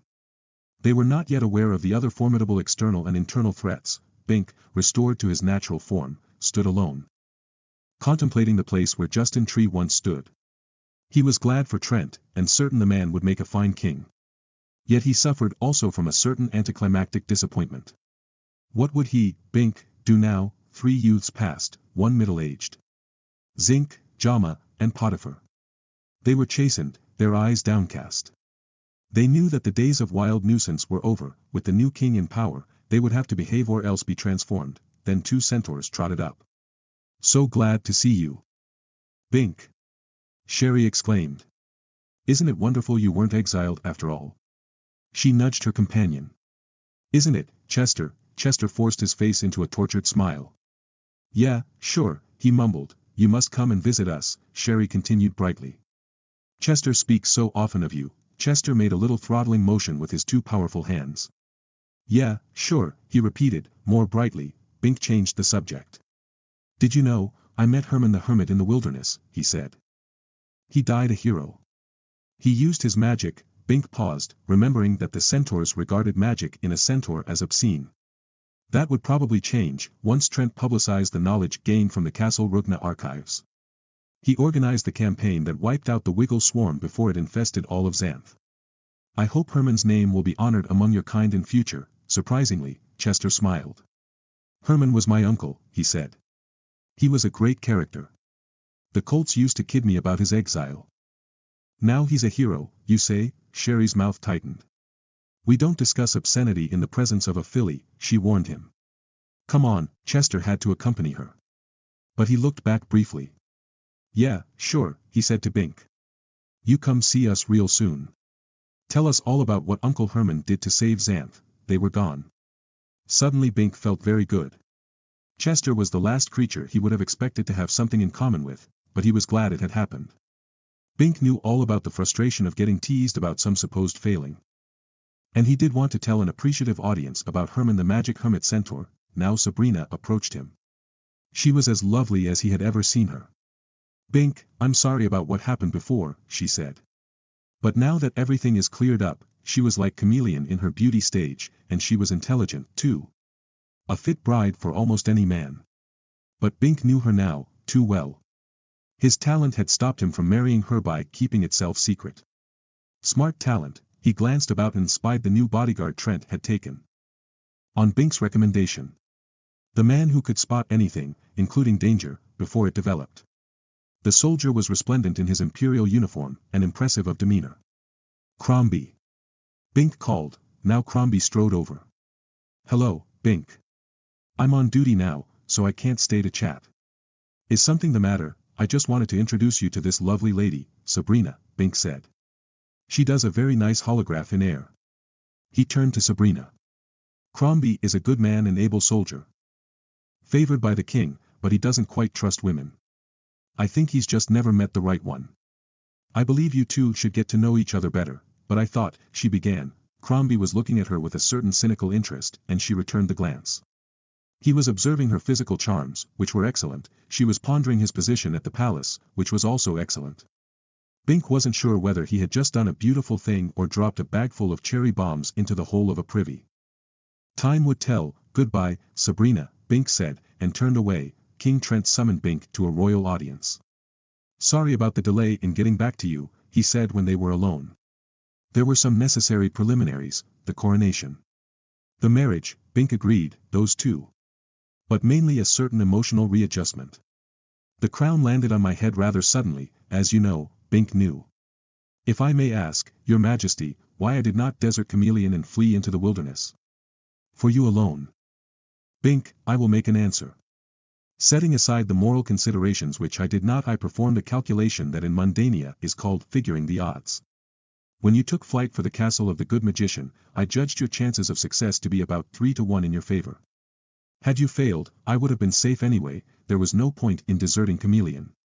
I knew Xanth stood in need of a new king, for the Storm King by all accounts was failing rapidly. The chances against the elders finding any magician more competent for the position than I were also about 3 to 1. And so on. Altogether, my chances of obtaining the throne by sitting tight were 9 in 16, with only a 3 in 16 chance of execution. These were better odds than survival alone in the wilderness, which I would rate at 1 chance in 2. Understand?" Bink shook his head. "Those figures I don't see, just take my word that it was a practical decision, a calculated risk.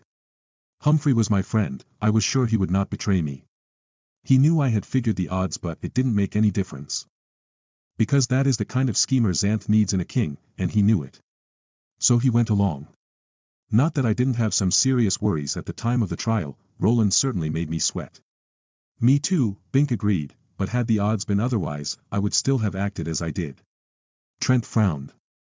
"And I charge you not to embarrass me by revealing that weakness to the public.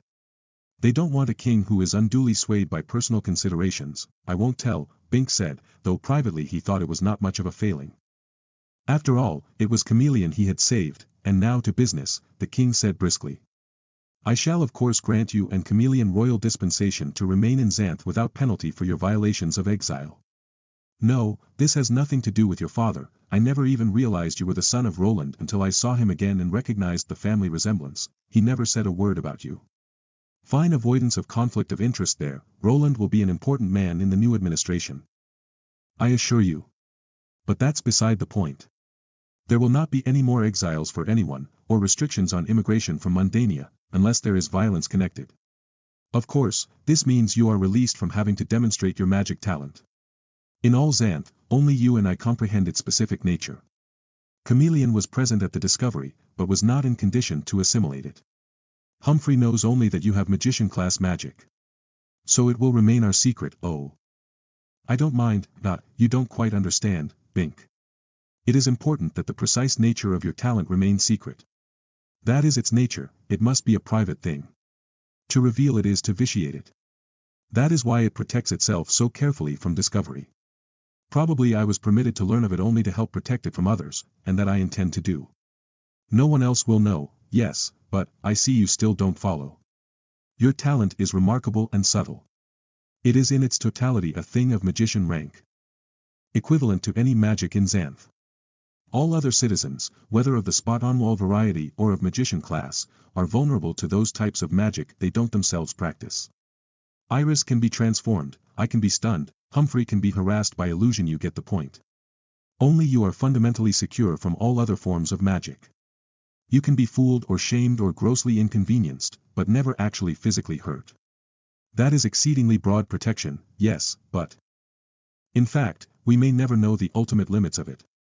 Consider the manner in which you re-entered Xanth without revealing your talent to anyone who would tell. Our entire adventure may be no more than the manifestation of one facet of your talent. Chameleon and I may merely have been tools to convey you back into Xanth safely. By yourself, you might have been trapped in Castle Rugna, or run afoul of the Wiggles. So I was there to smooth your way. It may even have protected you from my mundane sword. By bringing Chameleon in to take the killing thrust. Because, you see, I had discovered your talent in large part through my own magic. Through its effect on my magic. Because I am a full magician, it could not balk me completely, as it might a lesser power. But still it operated to protect you, it could not completely thwart me. I was able to wound you, so it joined me, acting to alleviate my quarrel with you by making me king in a way you could accept. Maybe it was your talent that changed my mind and prevented me from killing you. Hence my reasoning that it was your talent's decision that I be allowed to ascertain its nature, for this knowledge has, as you see, profoundly affected my attitude toward you and your personal safety." He paused, but Bink did not comment. This was quite a concept to digest in one lump. He had thought his talent was limited, not affecting those he cared for, but it seemed he had underestimated it. "So you see," Trent continued, "my throne may merely be the most convenient agency for the promotion of your welfare. Perhaps your entire exile, and the death of the Storm King at this time, are all part of that magical scheme. Your exile brought me into Xanth without my army, in your company. I certainly am not going to gamble that mere coincidence brought me to this pass. Your talent makes most sophisticated use of coincidence. I don't want to go against you, and perhaps sicken and die the way my predecessor did, after he acted against your interest. No, Bink, I wouldn't want to be your enemy even if I weren't already your friend. So I am becoming a conscious agent for the preservation of your secret and the promotion of your welfare in the best way I am able. Knowing how you feel about Xanth, I shall try to be the best possible king, ushering in a new golden age, so that you never suffer any direct or indirect threats through my mismanagement. Now do you understand?" Bink nodded. "I guess I do, Your Majesty." Trent stood up, clapping him heartily on the back. "Good. All had better be well." He paused, thinking of something else. "Have you decided on an occupation yet, Bink? I can offer you anything short of the crown itself, though even that may be in your future if." "No!" Bink exclaimed. Then he had to backtrack, seeing Trent's broad grin. "I mean, yes, I thought of a job." "You said once." Bink hesitated, suddenly awkward. "You don't seem to have listened very well. What you want, you will get if it is within my present power. But my talent is transformation, not divination. You must speak. Out with it." "Well, in the wilderness, when we were waiting for Chameleon to, just before the Wiggles. We talked about the mystery of." Trent raised one royal hand. "Say no more. I hereby appoint you, Bink of the North Village, official researcher of Xanth. Any mysteries of magic shall be your responsibility. You shall probe wherever required until they are fathomed to your satisfaction, and turn in your reports directly to me for inclusion in the royal archives. Your secret talent makes you uniquely qualified to explore the most forbidding recesses of Xanth. For the anonymous magician needs no bodyguard. Those recesses are long overdue for discovery. Your first assignment shall be to discover the true source of the magic of Xanth." Thank you, Your Majesty," Bink said gratefully. "I think I like that job much better than being king. Perhaps you appreciate how much that gratifies me," Trent said with a smile. "Now let's go see the girls." The travel conjurer moved them both. Abruptly they stood at the front portal of Castle Rugna. The drawbridge had been repaired, and now gleamed in brass and polished timbers. The moat was clean and full of water, now stocked with monsters of the finest breeds. The teeth of the portcullis glittered. Bright pennants fluttered from the highest turrets. This was a castle restored to full splendor. Bink peered at something he thought he saw around to the side. Was it a small graveyard? Something moved there, white as a bone, with a trailing bandage. Oh, no, then the ground opened up. With a final cheery wave, the zombie sank into its resting place. "Sleep in peace," Trent murmured. "I have kept my promise," and if he had not, would the zombies have marched out of the wilderness to compel performance? That was one mystery Bink did not intend to explore. They entered Rugna. All 6 ghosts greeted them in the front hall, every one in full human shape. Millie quickly popped off to notify the Queen of the King's arrival. Iris and Chameleon swept up together, wearing castle tunics and slippers. The sorceress was in her natural form, but so neatly garbed and coiffed that she was not unattractive, and Chameleon was almost back to her center stage average in both appearance and intellect. The Queen made no pretense of affection for Trent. It had been a marriage of convenience, as anticipated. But her pleasure in the position and her excitement about the castle were obviously genuine. "This place is marvelous," Iris exclaimed. "Chameleon has been showing me around, and the ghosts instructed our toilets. All the room and grandeur I ever wanted, and it's all real. And it wants so much to please. I know I'm going to love it here." "That's good," Trent said gravely. "Now put on your pretty face, we are entertaining company." The middle-aged woman was instantly replaced by a stunningly smooth and buxom young woman with a low décolletage. "I just didn't want to embarrass Chameleon, in her average phase. You cannot embarrass her in any phase. Now apologize to Bink." Iris made a breathtaking curtsy to Bink. She was ready to do anything to remain queen and human. Trent could make her into a warty toad, or he could make her into the very figure she now resembled. He could probably make her young enough to bear a child, the heir to the throne. Trent was the master, and Iris seemed to lack even the inclination to question this. I'm sorry, Bink, I really am. I just got carried away there during the duel, and after. I didn't know you were going to fetch the elders, to make Trent king. Bink hadn't known that either. Forget it, your majesty, he said uncomfortably. He looked at Chameleon, so close now to Dee, the girl he had liked from the outset despite Crombie's dire warnings. A fit of shyness overcame him. Go ahead, get it over with, Trent muttered in his ear. She's smart enough now. Bink thought about how much of his adventure had centered around Chameleon's quest for a spell to make her normal when she really was quite satisfactory, and even somewhat challenging, as she was. How many people similarly spent their lives searching for their own spell, some gratuitous benefit such as a silver tree or political power or undeserved acclaim, when all they really needed was to be satisfied with what they already had. Sometimes what they had was better than what they thought they wanted. Chameleon had thought she wanted to be normal, Trent had thought he wanted armed conquest, and Bink himself had thought he wanted a demonstrable magic talent. Everyone thought he wanted something. But Bink's real quest, at the end, had been to preserve Chameleon and Trent and himself as they were, and to make Xanth accept them that way. He had not wanted to take advantage of Chameleon in her stupid phase. He wanted to be sure she understood the full implications, before he dash. Something tickled his nose. Embarrassingly, he sneezed. Iris nudged Chameleon with her elbow. Yes, of course I'll marry you, Bink, Chameleon said. Trent guffawed. Then Bink was kissing her, his ordinary, extraordinary girl. She had found her spell, all right, she had cast it over him. It was the same as Crombie's curse love, and at last Bink understood the meaning of his omen. He was the hawk who had carried away Chameleon. She would never get free.